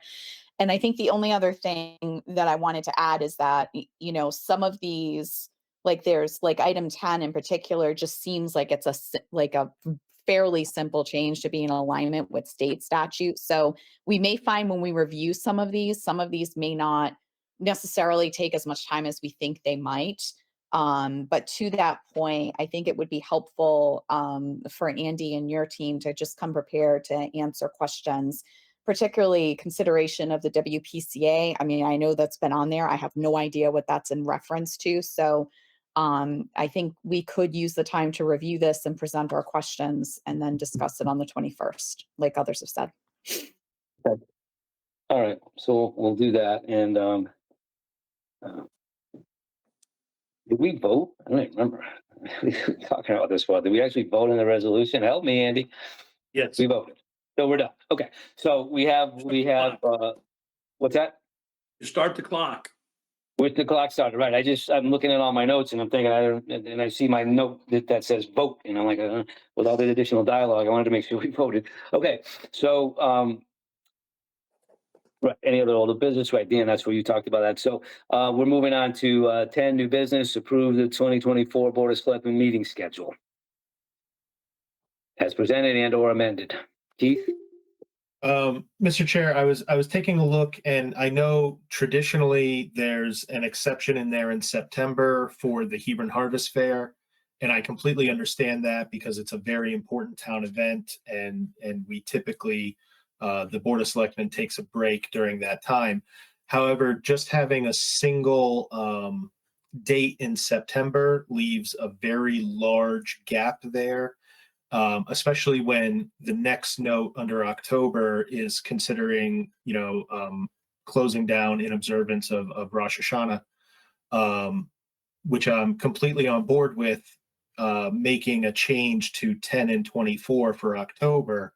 But with that being said, I would, propose to the other selectmen to possibly think about changing it to be September 12th and 26th. and October 10th and 24th. Okay, just from a town's perspective, Andy, is that any issues with the any issues that you see that we're not thinking about here? I'm not opposed to that. I think that's a good compromise. I'm not sure what other boards and commissions that might align with. So I don't know if that's a big conflict or not. My first gut feeling would say I don't think so, but I would have to look at the calendar to see what other boards and commissions meet. But we're gonna get into that liaison stuff in this agenda too, so that might solve itself. Okay. Donna, is there anything that jumps out at you? The only thing, I think the 26th of September might be a Board of Finance night, but I mean, we've met on the same night before. Right, that, yeah, So just to let I you don't point see it, that as a problem. thank you. Okay. Thank you. So good suggestion, Keith. Dan, any issues with that suggested amendment? Actually, I looked it all over, and outside of there may be a liaison issue, it makes sense to me, and I have no problems at all with the 12th and 26th, and then October 10th and 24th. It makes sense. It works, and I would move forward with that. Okay. Claudia, any objections to that suggestion? None at all. Tiffany? No, I think it's important that we meet twice in September. Okay. So we're in agreement, the calendar, the schedule will be adjusted to 12 and 26 for September and confirm 10 and 10, the 10th and the 24th of October. Or as amended. Thank you. All right, 10B, Board of Selectmen Rules of Procedure. gotta vote. Oh, we have to vote for the schedule? I'm sorry. Yes, got approved. All right, sorry, apologize. All right. Since I amended it, Mr. Chair, I'll move that we approve the amended dates for the Board of Selectmen meetings for 2024 and January of 2025. Okay, thank you for that clarification and procedure. All those in favor, aye. Opposed, nay. Or if you wish to abstain. Keith? Keith Pettit, aye. Dan? Dan Larson, aye. Tiffany? Tiffany Teely, aye. Claudia? Claudia Riley, aye. Peter Casper, aye. Passes unanimously. Thank you, and thank you, Keith, for your suggestions. All right. So now I can say 10B. Board of Selectmen Rules of Procedure under new business, Mr. Tierney. Thank you. Board of Selectmen Rules of Procedure attached. This is very, and has been very light in the past, but I just want to get into this a little bit. And then I believe we supplied you with other procedures just to take a look at to consider, but we're not recommending it. You guys can do and come up with what you want, but just a couple of points. Attached are the current Board of Selectmen Rules of Procedure and additional policies and protocols. The town manager's recommendation is the selectmen take the time to review the rules of procedure and the items be continued for discussion and action at a future meeting. So just a couple clarifications. Some people may know or may not know, but we send most of the time, we send the agenda packets out on a Friday prior to a Thursday meeting. Almost a week in advance, gives you the weekend to kind of review the packets. That's something that was requested by past boards of selectmen. So I think it's up to you guys to decide if that's how you still want to do it. I think that works well. And the reason or the rationale behind that was always to, like we just did about the charter revision, if now you're going to have questions, or like Keith did, and I appreciate sending your comments on an agenda item earlier to get some clarification, whether it be dates or things of this nature. To call myself, send an email, or address the chairman of the board, who has gives them authority over the agenda items or discussions. But my office can try to help, or if there's an issue, the heavy lifting normally should be done, or the information provided prior to the meeting, so we're not debating and taking up the time of doing the town's business. So that's just a point of reference. Maybe everybody knew that or didn't know why we're doing that, but it's a lot of work to get that agenda packet done on a Friday. We get out early on Fridays to get that out. And then in the past, or most recently, we haven't been getting any comments at all until the actual meeting.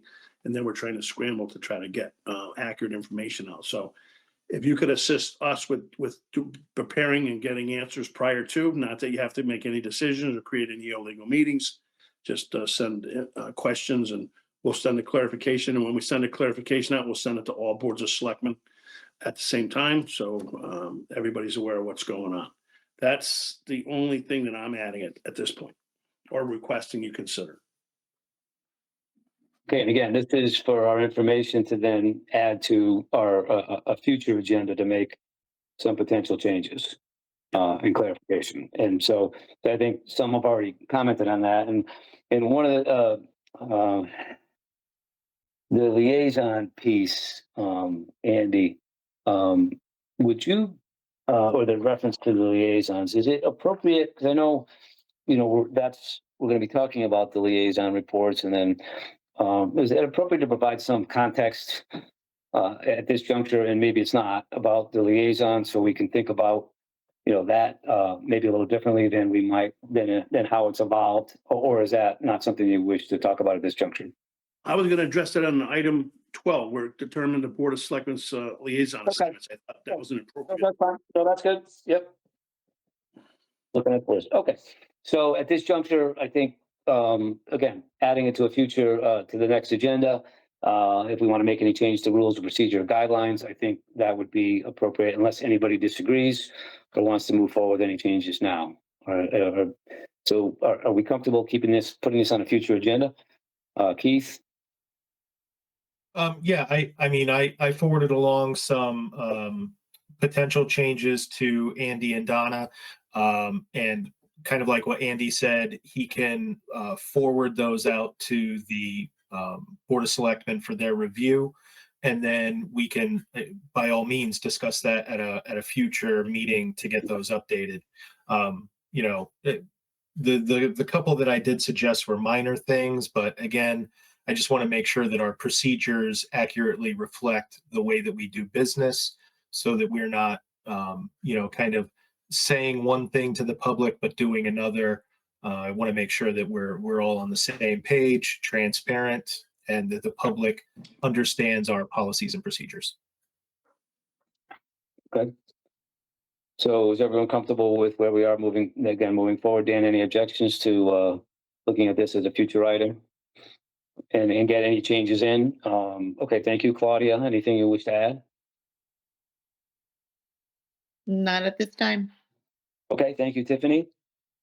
Yeah, I agree. I think this warrants obviously discussion on its own, but I'd be remiss if I didn't just say one quick thing, something that I plan to address. I do think it's important to have a certain level of decorum at our meetings. I think I found, especially over the past year, that members of the public felt far too free to interfere with our discussions, and they were recognized to speak. And I'm not sure that that should be our policy moving forward, especially when it looks like certain individuals on certain boards are getting more opportunities to do that than others. So I think consistency, to Keith's point, is going to be very important moving forward. Thank you.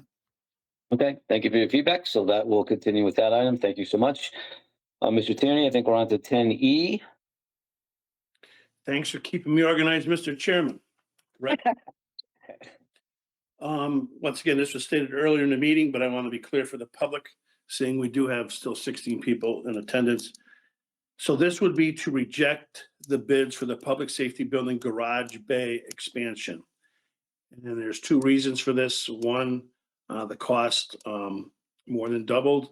And we think at this point in time, at this juncture, we're waiting on a facility study that's going to evaluate the whole building that may give us some more information on whether we should hold off. And there was a memo from the chief saying that what they're doing now, he can continue to do and still supply safety response to the town. So I think it's prudent that because these bids are over the allotted amount of money, and we were not going to approve any more use of ARPA funds at this time until we had more information and we involved more public, and then got the facility study in hand.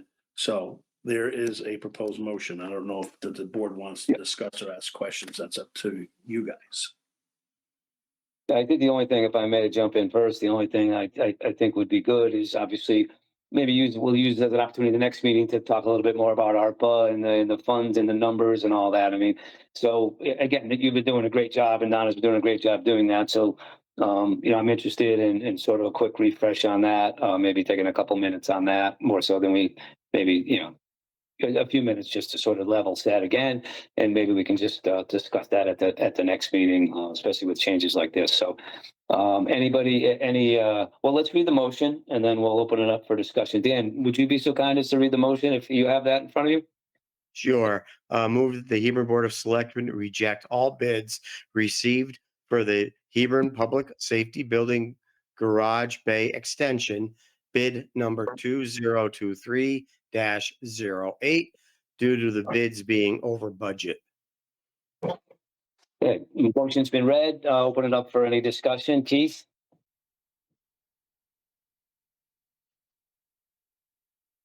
Keith? Keith Pettit, aye. No, I'm sorry. This is discussion. I just am calling to Oh. see if you wanted to add anything for discussion. Sorry. No, I have nothing for discussion at this time. Don't apologize. I got a whole bunch of errors I've made already tonight, so you're good. Tiffany, any discussion? None from me at this time. Thank you. Thank you, Dan. I think you had your hand raised. Did you want to add anything? Yes. Yeah, I think this is definitely the right move. This thing went well beyond anybody's expectations. There were far more issues found with the facility as it stands now. The public virtually had no input into this. It was one thing when it was just a small ARPA project, but quite literally it ballooned beyond anybody's expectations. And this would only address one potential issue within the building. As Andy was saying, we do have that facilities study that's going to be coming down the pike. We need to maybe pull back a little bit and get some of these studies done, just so that we are working all towards a same long-term goal. That was one of the downsides, in fact, with the ARPA funds, is right now we're just trying to shoehorn things into spaces, and there's really not been a long-term town facilities need document produced. So we want to make sure we spend the money wisely the first time. Thank you. Claudia, anything to add or anything up for discussion? Just very quickly, I'm in agreement with my fellow Board of Selectmen. This is the prudent thing to do, the right thing to do. That's all I have to say. Okay, thank you. And I appreciate the chief's understanding and recommendation, and obviously, Andy, your perspective on this as well, very important. So thank you. So hearing that, we're going to move to a vote. All those in favor, aye. Please say aye. Those opposed, please say nay. Or if you wish to abstain, Dan. Aye. Thank you, Tiffany. Tiffany Teely, aye. Thank you, Claudia. Claudia Riley, aye. Thank you. Even though you sort of ruined the surprise for me, Keith. Keith? Keith Pettit, aye. I'm going to not change my vote. Oh, yeah. Hey, Peter Casper. Yeah, I was on pins and needles. Peter Casper, aye. Motion passes unanimously. Andy, are you asking to weigh in? I'm sorry. Yes, And the the viewers. motion is passed. I just want everybody to know, for point of reference, we will adjust the amount of money and put that back into the ARPA funds. We didn't want to do that prior to a vote to preconcede any vote. I just hope everybody's okay with that. So at the next meeting, you'll have an adjusted update on the funding in the ARPA lines. Sounds good to me. Thank you, Andy, for that additional information. We'll move to 10F, which is our draft agenda for the next December 21st, 2023 meeting. Obviously, everyone's had a chance to take a look at that, but any changes, additions, any issues at all, please contact the town manager's office, and And we'll make any appropriate adjustments for the final agenda is submitted. That'll move us to 10G, which is any other new business. Is there any other new business, Mr. Tierney, or that you are aware of? No, not that I'm aware of. Okay, any board member, any additional new business? No, okay, thank you so much. We move to item 11, which is our consent agenda. Our consent agenda items are considered to be routine in nature, which the board may not need to discuss individually and may be voted on as a group.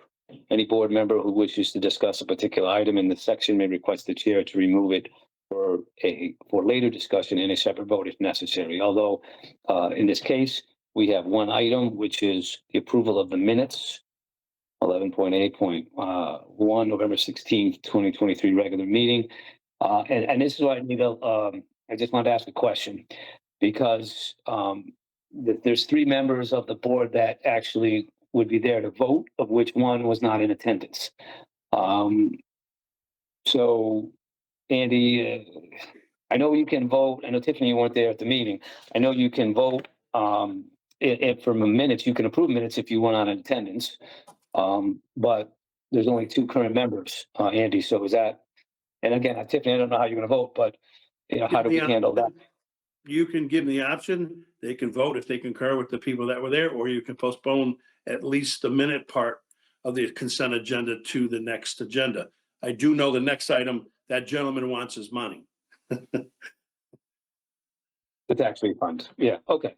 Now just back on the agenda. So if we only have 2 members voting, I mean, are new members allowed to vote on minutes that they weren't attending at the meeting?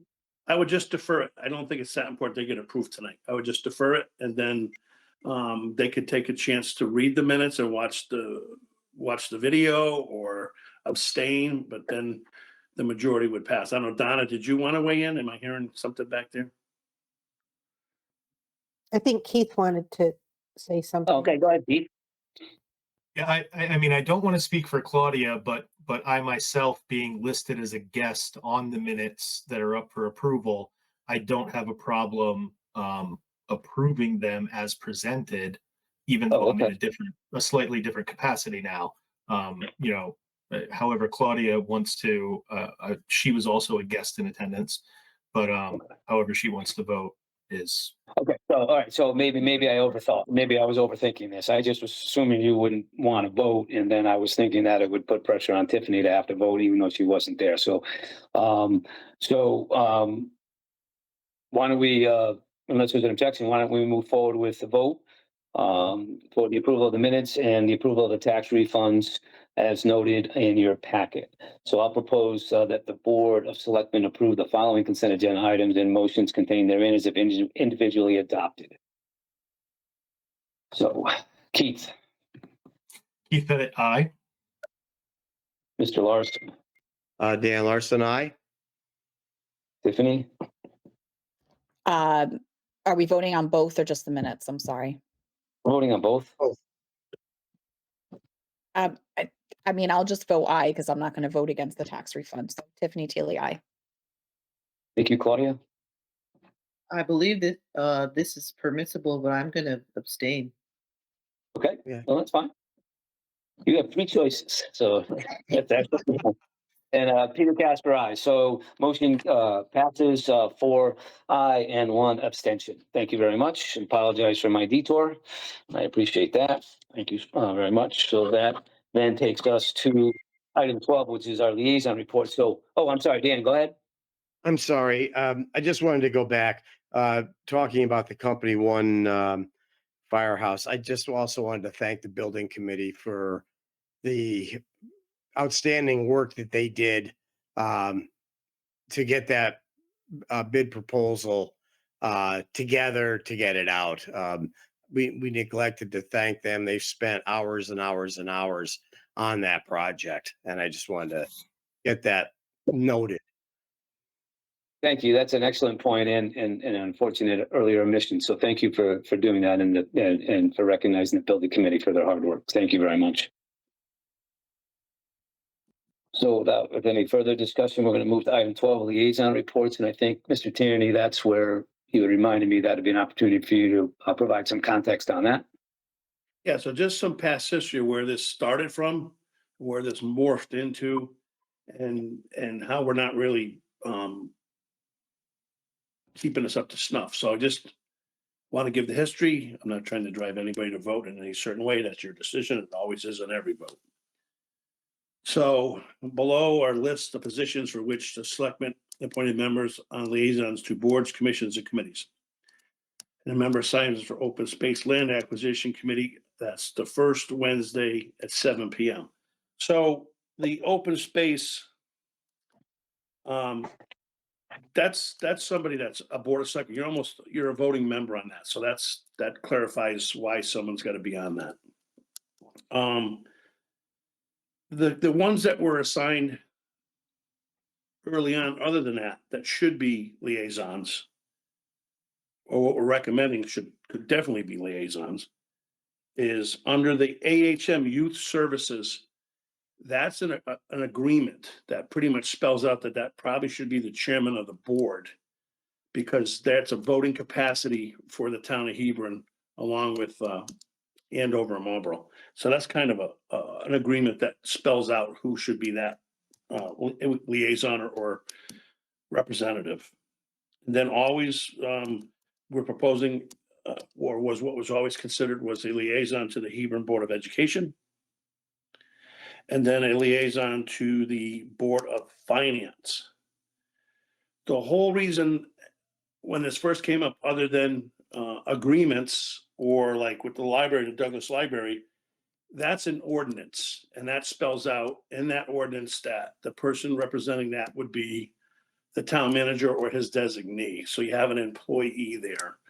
The reason Gail Richmond was in that capacity because she was also a member of that committee or commission. So I just want to go down the list and kind of let you know what's going on here and what hasn't been going on for whatever reasons, and how I think we could try to scale this up without compounding meetings for boards of selectmen to do multiple meetings, or put them in a position where they have conflicts and can't make the meetings, or for whatever other reason. But you have the Parks and Recreations Commission, that was Peter Casper. We have our Parks and Recs director go to every one of those meetings, which is Craig Bryant. We do a town manager report every Friday that goes out to the public on Facebook. And we spell out everything that's going on, and he could report to myself, or he could be questioned or brought into any Board of Selectmen's meeting. On the Economic Development Commission, that was Tiffany. We have Matt Bordeaux, our planner. That is our department head employee that goes to every one of those meetings. Just pointing that out. Hebron Historic Properties Commission, that's Dan Larson.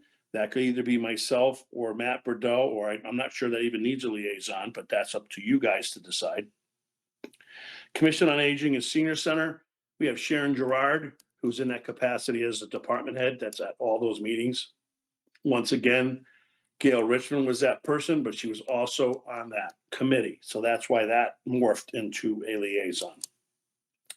Fire Department was Dan Larson, but we have Chief Starkell that can be called at any time as a department head and answer any questions for myself or questions asked by the Board of Selectmen. WPCA, we have Kevin Kelly, who still works for us in that capacity and reports to myself or can report to the board with any comments or questions.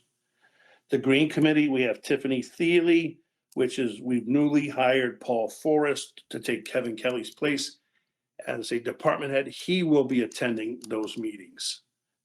Anyways, regardless, I'm not saying in lieu of, just so you guys know. And then once again, the Douglas Library, I've already reported. Board of Trustees, that's by ordinance, that spells out who should do that, but Gail was doing that because she was a member.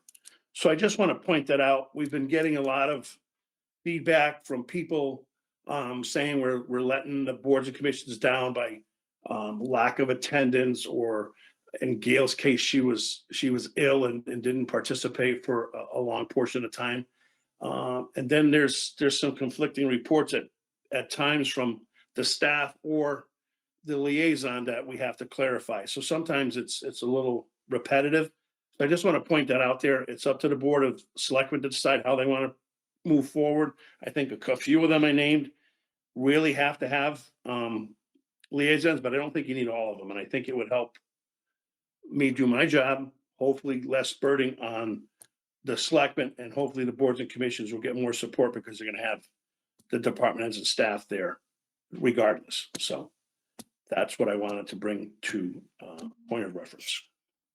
Well, yeah, I really appreciate all that information. So let's just talk a little bit about sort of the initial reaction to going, we have 13 and sort of it evolved into something. And now with that clarification, the perspective of the board's members, I'm interested in hearing. So Keith, comments on this? I agree with Andy. I don't want to see duplication of effort if we have town employees going to some of these meetings. But on the other hand, I do also want to make sure that we have a well-polished avenue for information to go both ways. So my suggestion, I'm kind of throwing it out there, if somebody wants to mull it over or think about it, is I would recommend keeping a member of the Board of Selectmen as a liaison to these, and then asking the Hebron town official to send an email to that board member so that we could report back at the Board of Selectmen meeting on the meeting that occurred. That way, we don't necessarily have to physically attend. We're getting, kind of a Cliff's Notes from the appropriate town employee, and we're able to bring it back for the rest of the selectmen to hear without having to go out to all the, commission minutes on the website and stuff like that. And it also, I think that having that constant kind of touch between a Board of Selectmen member and a town official, and maybe they'll feel a little less apprehensive about sending an email to a liaison and saying, hey, would you mind actually physically attending this meeting because the commission would like to see your face, or the commission would like to discuss something with you, or spitball something, or brainstorm. It gives us that opportunity to have a little bit more intimate of a connection than just, saying that they'll report up as needed. I'm just kind of seeing it as a compromise. Okay, thank you. Dan?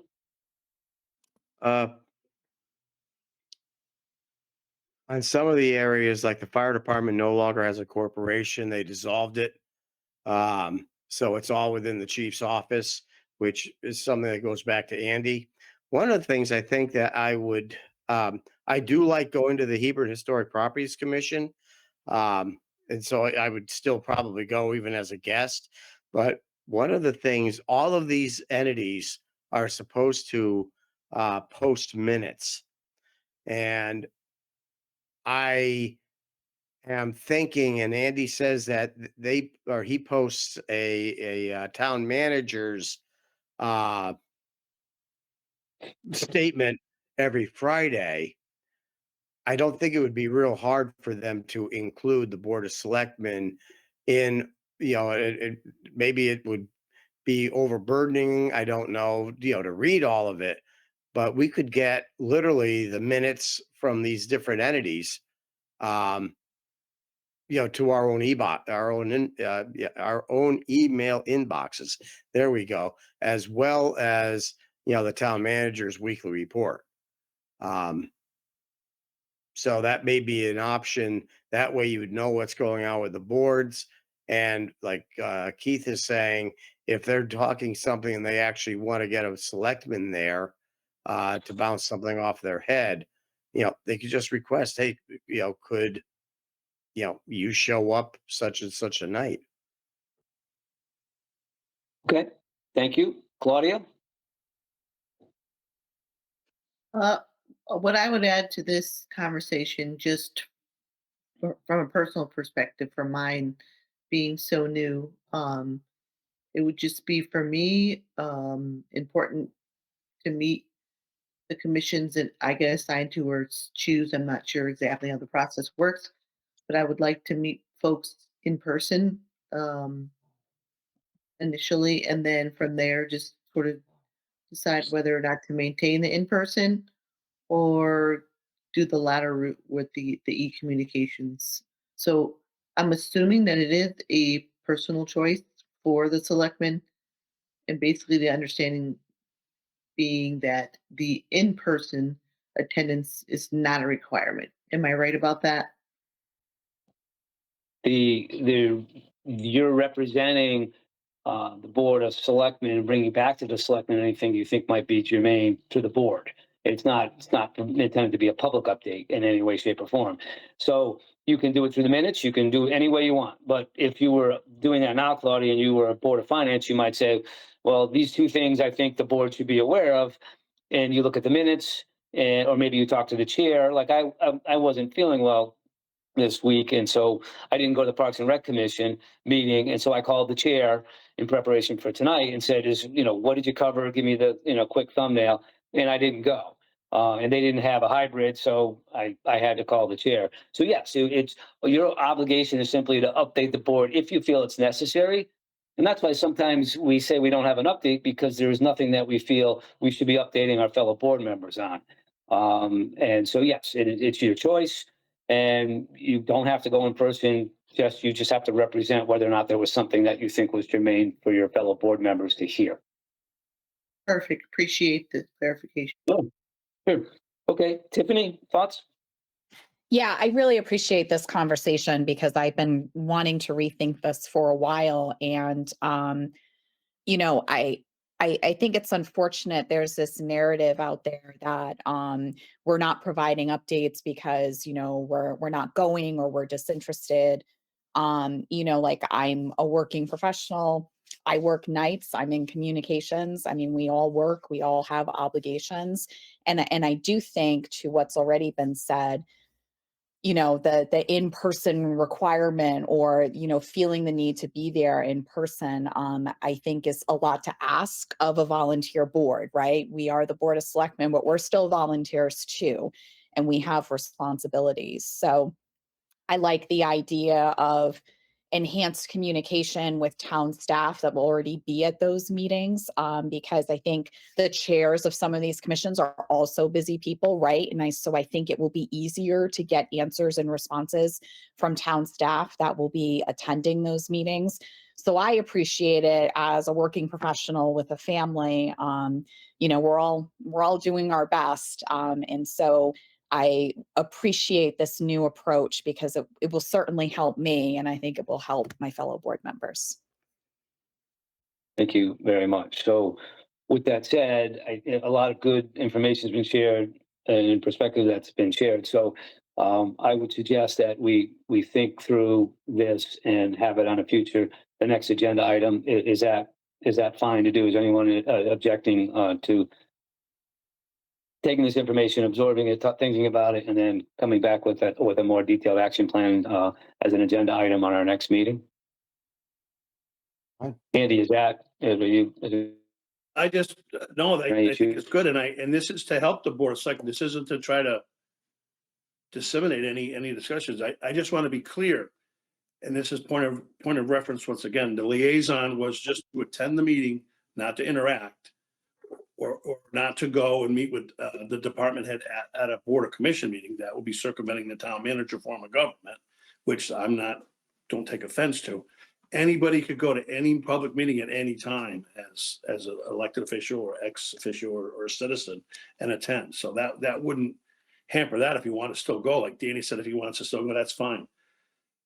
The way the form of government's set up with the charter now is it's causing problems for me, because I'm hearing back from commission members that, hey, the liaisons don't come to our meetings, this and that. It never was intended that they had to. I have to agree with Tiffany once again, that I have no problem with, it's not up to me whether you want to talk to a department head on the phone or send them an email and say, hey, I want to know what's going on, just CC me, and you'll get a response, or call myself, or attend a meeting. It's not to hinder or not have, like Claudia said, interaction with any of the boards and commissions or the people that serve. That's not the point, but it's just in my office. If you're going to have them, then we got to do it. And if we're not going to do it, we should do what Tiffany just said they have this expectation that we're going to be there at every meeting like a participating member. And I'm going to be blunt, and I've already did this when I was hired many years ago, back in '96 with Robert Lee. I said, you're going to send me to these meetings for me to just sit there and listen, and I can't participate. That's a waste of my time. And I fought back then, and I finally won that argument. But you know, there's plenty of meetings that we need to attend, that we need to participate and focus on. Like all the stuff we worked on tonight was a lot of very important stuff for this town of Hebron, and it takes a lot of time and effort to come up with good conclusions and move forward in the best interest of the town. Anytime I make a recommendation, that's all that is. What I think is the best interest for the town. If you don't go along with that recommendation, I don't take offense to it. So this is a new board. This is a new time to discuss this. I'm strongly recommending that we revisit some of these, and I don't think they need to have liaisons that attend the meetings. I think it's repetitive. If I have Donna Lanza at every library trustee meeting, I don't think we need to have a liaison appointed to that and go. I think that's repetitive. And that's in part of the ordinance, spells out who should go to that. So I'm trying to point those things out. So it sounds like we should be considering as a board making some changes to the approach that ultimately, that we just spoke about. And so if it's okay with the rest of the board, let's leave this on, the agenda to sort of to look to alter the liaison representation structure. Think about what we talked about tonight, think about Andy's comments, and then we can discuss how we might want to implement that at our next meeting. Is anyone in disagreement with that? Keith? You're on mute, Keith. You're on mute. Keith, you're on mute. Took Gil's. Sorry about that. All right, it's my second mistake of the night. I'm right up there with Peter. You haven't caught up with me yet, so you're good. So I am in total agreement about taking some time to mull this over and make a decision about those where we have the duplication, just for tonight, so that our members can get started with any organizations that are having it. Andy had mentioned those 5 organizations that we do need to maintain an active liaison in. Perhaps we could do those 5 assignments tonight and table the rest for later. That's a good suggestion. So let's poll the rest of the group, but that is a good suggestion. I started to focus on the go forward, realizing that there's 5 that definitely need representation. So, okay, let's just get some other comments, and that's a very good suggestion from my perspective. So Dan, any thoughts to add to what Keith mentioned, or other thoughts that you have?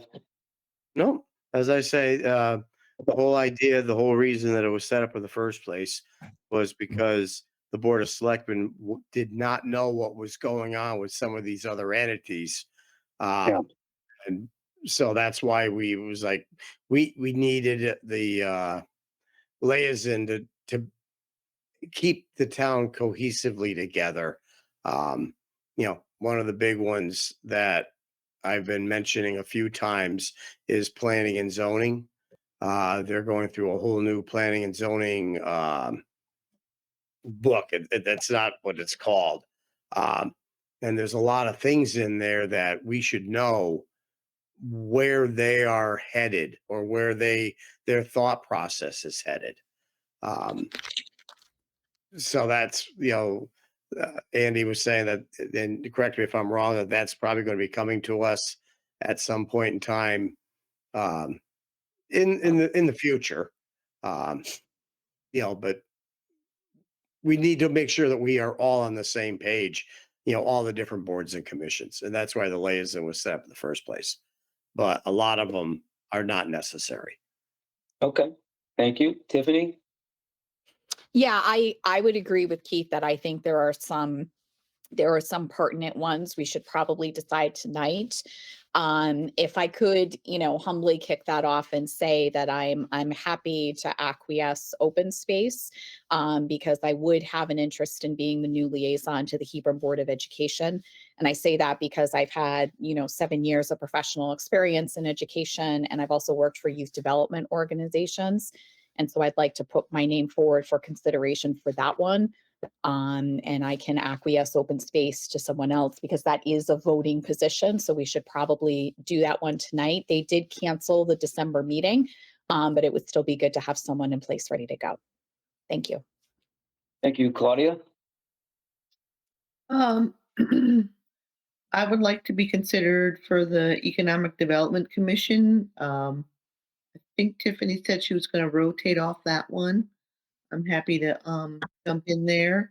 And then another one that is not on here, but may appear in the future would be the Housing Commission. I would love to be the liaison for that one. Okay. And so I think Keith's suggestions are going back to what Andy's saying. These are the five, I think five that we need, that we have to have somebody on. So let's see if we can get those five assigned tonight. And then with things that are optional, like that aren't on the list, and Claudia, you mentioned a couple you're interested in, that'll be for future discussion in terms of how we proceed, how we want to take that 13 down. So unless anyone's in disagreement, let's focus on the ones that we need a representation on, see if we can, and to Keith's suggestion, unless anyone disagrees. Okay, so Andy, we have open space, AHM, the Board of Ed, Board of Finance, and How I have it listed here is AHM. Yeah. Hebron Board of Ed. Yeah. Hebron Board of Finance. Land Acquisition and RAM Board of Ed. Those I believe you should maintain those liaisons. I'm suggesting all the other ones, you have town staff, any chairman of any board can still come to any Board of Selectmen's meeting.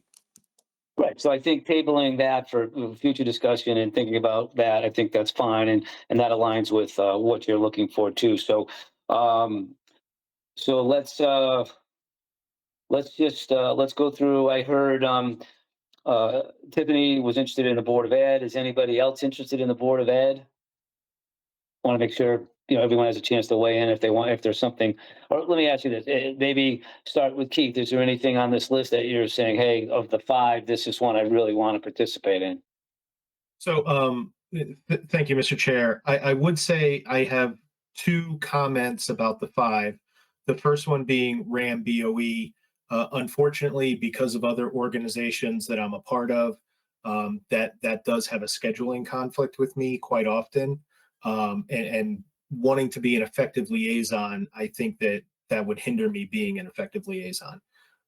With that in mind, I am interested in open space and in the preservation and acquisition of open space in our town and those recreational areas for Hebron. So I am interested in that. If there's no other objection or conflict with other Board of Selectmen. And as far as the others, I'm kind of either way. Okay. Dan, of those five, anything again? I'm easy.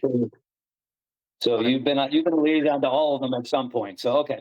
I was and actually on the Board of Finance at one time before I became Board of Selectmen. Yeah, I think you probably either been on the board or been a liaison at some point. Okay, so all right, I'm going to go back to Claudia, if I may. Claudia, of these five, now the Andy mentioned, and I know Dan, you've been. I'm sorry. Hold on. I asked you to jump in, but give me 1 second. So, Andy, you're suggesting AHM should be the board chair, which is now me. No, Dan, you've been on that. But Andy, you said that it really should be the chair. Is that sort of the logical person there? Well, what I'm trying to say is I don't have it in front of me, but Dan's been that member and it's typically been the chairman of the Board of Ed. It was, Jeff Watt before Dan. It's a representative of the town that approves their budget. So it's kind of theirs is an agreement that's voted upon. And normally it's the town managers, I'm not elected, so it's got to be an elected official in each town, and it's been the head elected official. I guess it could be the chairman of the Board of Finance, possibly if they couldn't get an elected official, but so I think in Hebron, it's always been someone on this board. Even though, Dan, you've been doing it for a long time, this one may sort of lend itself for me looking at AHM, even though you obviously have all the years experience on that. Yeah. Usually it's both, it was Mel and myself. And I believe he was the voting member for the Board of Finance. And then I was the voting member for the Board of Selectmen. I, Okay, so, so I'm just thinking, and I know I called on you, Claudia, then I interrupted you. I'm just, as I was saying that, I'm realizing that maybe I should not suggest that AHM is an option for you, because I'm remembering based on Andy's comments that that might be something that I should take. Yeah, So Yeah. I apologize. Okay, with the understanding of what the expectation is at this moment, I'm gonna throw my hat in the ring for RAM BOE and Board of Finance. Okay. So, all right. So, all right. So it sounds, actually, this is not going to be the long drawn out fight that I was hoping for. No, Shouldn't shouldn't have interrupted Claudia in the first place. It would have been over. Yeah, there you go. There you go. I'm stumbling. I'm trying to get there, Andy, but it's okay. So we have so Keith expressed an interest in open space. If I took AHM, Tiffany's expressed an interest in the Board of Ed. Claudia was nice enough to express an interest in both RAM and Board of Ed. And so if she took RAM as an example, Dan, that would put you Board of Finance. yep. That works. Does anybody disagree with that configuration? Keith? Keith Pettit, aye. Okay. Okay. Are we vote? Do we have to vote? Well, you didn't Did we make a just- motion. No, I know. He wants to vote right away, and I got it. But I'm just, so Dan, you're good. I've just given the board one last chance to say, is everyone comfortable with this? Tiffany? Yeah, quite comfortable. Happy to acquiesce open space in lieu of myself being on Board of Ed. Okay. And Claudia, obviously, I just heard that RAM Board of Ed would be, as you mentioned, interest in both. Okay. And then Dan, that leaves the two of us to take AHM and Board of Finance. And because of what we just discussed, might make sense to introduce me to AHM in that role. And then obviously you have plenty of experience on Board of Finance. So that would be an easy transition for you. So with that discussion, we'll put it to the vote that those are the Board of Selectmen assignments. All those in favor, aye. Anyone opposed, nay. Any abstentions, please note. Keith? Keith Pettit, aye. There you go. Dan? Aye. Tiffany? Tiffany Teely, aye. Claudia? Claudia Riley, aye. Peter Casper, aye. So those are the assignments. Thank you very much for that. And then we'll continue the discussion on any additional liaison intersection or connection with the board at a later meeting. Thank you very much. Okay, now, with that said, we're still in the liaison section. And so, oh, Andy? So there's one item I want to bring up tonight, and I should have brought it up underneath the protocols for the selectmen, but this is still, I think, appropriate to bring it up now under liaisons. So we had that tragic fire, and unfortunately, I wasn't prepared because we just had the swearing in and we didn't have the first meeting with the board. I didn't have appropriate phone numbers or contacts to reach out with that information, so I had to rely on some of the selectmen that I did to relay the message. In the past, and I'd like to thank her for her service. Gail Richmond would always be the person I would contact via a phone call or a text or both. I think those are faster than emails. People aren't always sitting there 24/7 checking their emails, even though Tiffany wins that game and getting back to me the fastest. Yay. But in all seriousness, I felt terrible with what was going on, and I did the best I could, but it kind of caught me. And I want to make sure we do some sort of protocol or phone tree.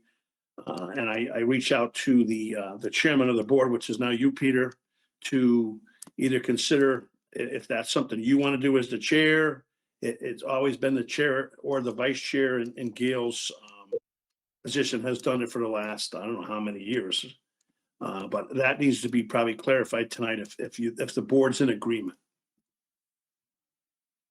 Thank you for bringing that up, and I didn't think about, I'd forgotten about that item, so thank you very much. It is very important that we maintain a communication, especially with, some of the significant things that do need our immediate attention, or at least our immediate awareness. So I would agree that we should maintain that protocol, and having you have one contact on the board, to me, makes perfect sense. I'm happy to be that conduit. But I'm interested in, obviously, the rest of the members' opinion on if we should be changing this approach. Keith? Thank you. I completely agree. With most boards, the flow of information is from, the town manager or the town, the entity contact through the chair. And I agree with Andy that, email and is not always, readily checked. I go sometimes days without checking my email, but text and phone calls, are fairly well received. My only thing to that is just, from living in a town that maybe Verizon or Singular doesn't love certain portions of the town, I would say that we should probably have a backup so that, maybe if Andy could reach out to the chair and vice chair, and then call it quits. That way, if one is unable to be reached or unattainable, we have a backup, kind of always a secondary. Okay, so, and that's a good point. So Andy, and when I think about that, I think, well, if you don't get acknowledgement from, let's use me as an example, me within a certain amount of time, you would go to Dan. Is that? I would always do that. And Yeah. I don't want you to think that at times you're not all going to get a text or a message from me for something that's not as pressing as what we just went through. I still capable of doing that, but there's times where I'm in the middle of the situation where I want to get the information as fast as I can. So Gail has offered her talents for that to do that, and that worked out very well. And a lot of times I just gave her the information and she jotted it down, and she actually wrote the message that went out. That saved me a lot of time if I'm in fire chief or Ted's Plaza was on fire or what we just dealt with last week. I'm dealing with state entities and emergency personnel, whether it be police, fire, or both. So there's times I just want to get the information to you. If it's a school issue or something, the social media is so fast with text messaging.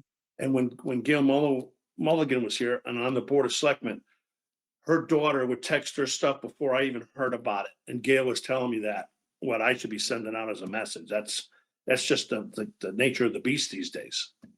So I want to get it out as fast as I can so you guys don't think I'm not trying to inform you. And the best way, it worked very well using the chair or the vice chair. So whatever you guys come up with, and I don't mean to leave Donna out of this. Donna, I always text Donna everything that's going on if it's important, and she helps me, which she did in this situation. So, I mean, I'll make multiple attempts until I know the message has been sent out.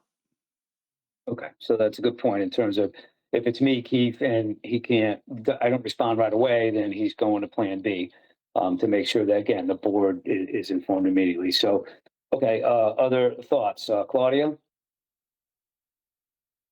I agree. I think text is really the way to go. It's immediate. Yeah, and the other thing, especially in those tragic situations, trying to stay, it's impossible to stay ahead of the media. I mean, they were breaking news even before I knew. So it's not easy. Okay. Tiffany? No, I think text is fine. I think email is fine. I'm usually always on both, to be quite honest. So fine with this approach. Thank you. Okay. All right, thank you. So thank you, Andy, for bringing that up. So I'm happy to take the lead in that, and then I would just say that the vice chair would be obviously looped in accordingly as need be, and then we'll make sure we text. And then I ask, which I know you'll do anyway, but just to close the loop, please acknowledge the text. So I know whatever, thumbs up, whatever it is that you want to say, to make sure that I know we've made that connection or Dan's made that connection. So at least we know that you are informed in case. Obviously, you have to respond to the public in any way, shape, or form. So thank you. And thank you, Andy, for reminding me, in essence, to not to bring that up. So thank you. So in the liaison section, Dan. I was going to say the other thing you want to be cautious of, especially things like this where the police are involved or what have you. We may be given information that is not ready to be released to the public. And I know that makes it really, really hard because you will find that there are people out there in the public that feel that for whatever reason, they have a God-given right to know everything you know plus. So just kind of be cautious with what you say. It's easy enough for stories to get out there anyways. And one of the downsides with the press is they will find somebody to talk to. You don't want that to be you. When somebody says, well, I heard, or this one said that, or blah, blah, blah, you don't want to be on that hook if that information comes back to be erroneous. Well, it's a good reminder. We're town officials, and there are protocols and processes to follow, and we need to let the appropriate people respond. But and you're right, Dan. So we are given information that, again, is sometimes it's sensitive, but that's just a good reminder that we are town officials, and we need to follow proper communication protocols. And if we're not aware of what those are, obviously direct those questions back to Andy, and he can remind us as to how communication should be disseminated. So. It's very, very important. This isn't to chastise any of the selectmen, previous or past. Give you one scenario what happened a couple months ago. Somebody took something out of context on social media, got called into the police through a dispatcher on a bus, went through the state police to TN. TN is our dispatch for emergency services. So it went for a communications wire that was down the night before that our fire department had already responded to, and found that it wasn't an issue other than a low hanging wire and called it into the utility. The next morning, what happened was because it got misconstrued, they called in a school bus full of kids with energized wires on top of it, and Eversource shut the whole town down at 6:30, 7 o'clock. When it turned the switch off, Hebron was black, and none of that was even true. None of that was the night before. The bus was never entangled in the wires, but because of social media, it got misconstrued and called in and combobbled. And we have our fire department out there looking for it. We had no lights in the center of town at the intersections. The schools were calling me whether should we cancel school? When's the power going to come back on? It was, I've never saw such a debacle in my life, and that was over texting or a report on social media that was taken out of context, and it shut the whole town down. So that was, I had meetings with bus companies, schools, state police, fire, dispatchers. It was a big to do.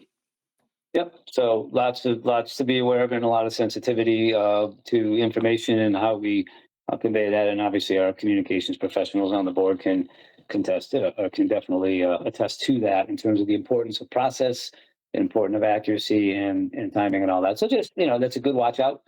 And again, as town officials, we just need to be sensitive to that. So thank you for that. And within the liaison reports, if I'll go around those that are liaisons currently. If there's anything you wish to add based on your current representation, let's go through that. And as we come down the home stretch here, Dan, anything that you wish to report on as a liaison? Well, we had with the Hebron Historic Properties. Well, we already know that they'd worked a lot of time on that grant, and town staff had put in a tremendous amount of time on that grant, and so we saw tonight the fruition of that with us awarding that grant to the company. Peter's house, they are still getting some ideas as to issues on the second floor. The first floor is pretty much done.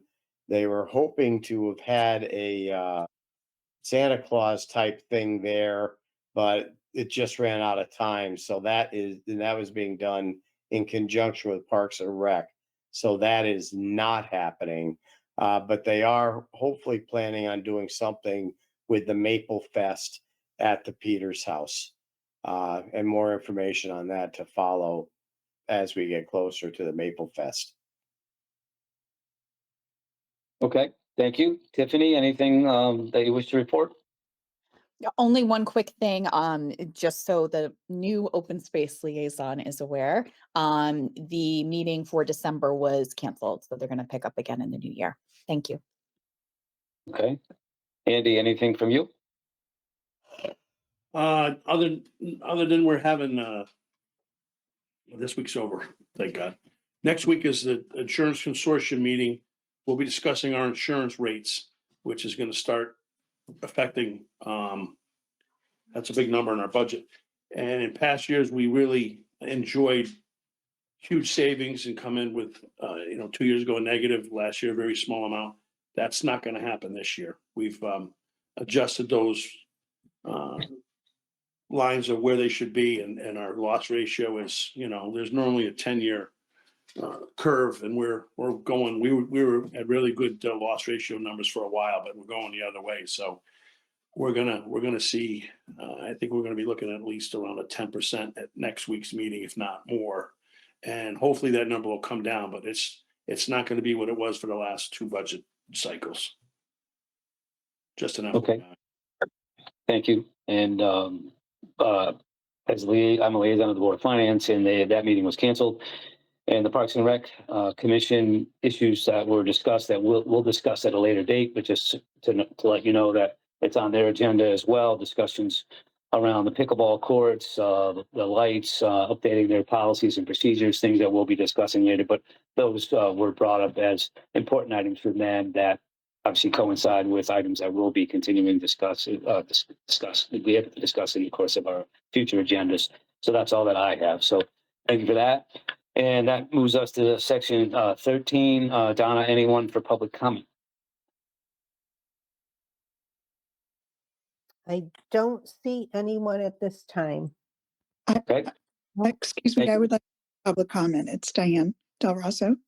Oh, Sorry, I Diane, don't know. Put my hand up, sorry. no, I'm sorry. So Diane, please go ahead. Thank you. I'll be quick. Diane Del Rosso, 9 Jedbrook Lane. I'm responding to an earlier comment on the list of the items to be considered for the charter revision regarding the WPCA. The Board of Finance has requested that the Board of Selectmen have more oversight, greater oversight over the WPCA. They named the members of the commission, but the commission right now is set up in an autonomous way. And the Board of Finance really feels as though the sewer system is a major asset for the town. And the way the finances are structured right now, that all the town constituents are paying for improvements with a bond issuance that was made a couple of years ago.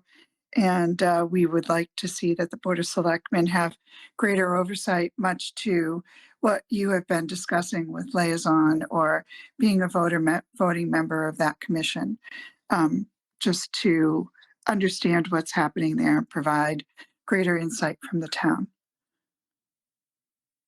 Thank you. Thank you, Diane. Anyone else for public comment? Donna, you don't see anybody else? I think that's it for tonight. Okay, thank you so much. And before we move to section 14, thank you, Mr. Larson, for the confidence that you placed in me by recommending me to be your chair. I will do everything I can to be effective in this role. And thank you to the rest of the board members for giving me this opportunity as well. So thank you very much. And I will target a meeting agenda that ends an hour earlier going forward. But we covered a lot of really good ground today, and as I look back, I'm not really sure exactly what we could have cut out in terms of time and dialogue, and because to me it's really important that we hear from everybody and everyone has a chance to weigh in, and that we continue as we have in the past, operate in a collaborative manner, regardless of, not needing to agree in everything, but operating in a collaborative, professional manner. And I'll continue to do everything I can do to support that and appreciate everybody and appreciate Andy and Donna and all the great work that this town staff continues to do on behalf of the town. So I appreciate your indulgence of that comment. And with that said, can anybody, number 14, Dan? Motion for adjournment. All right, motion to adjourn. Though I don't need a second, so motion to adjourn, 9:57. Thank you all very much for all your time, and we'll look forward to connecting soon. Thank you. Good night, everybody. Night, Great night. everyone. Bye-bye. Good night, everyone.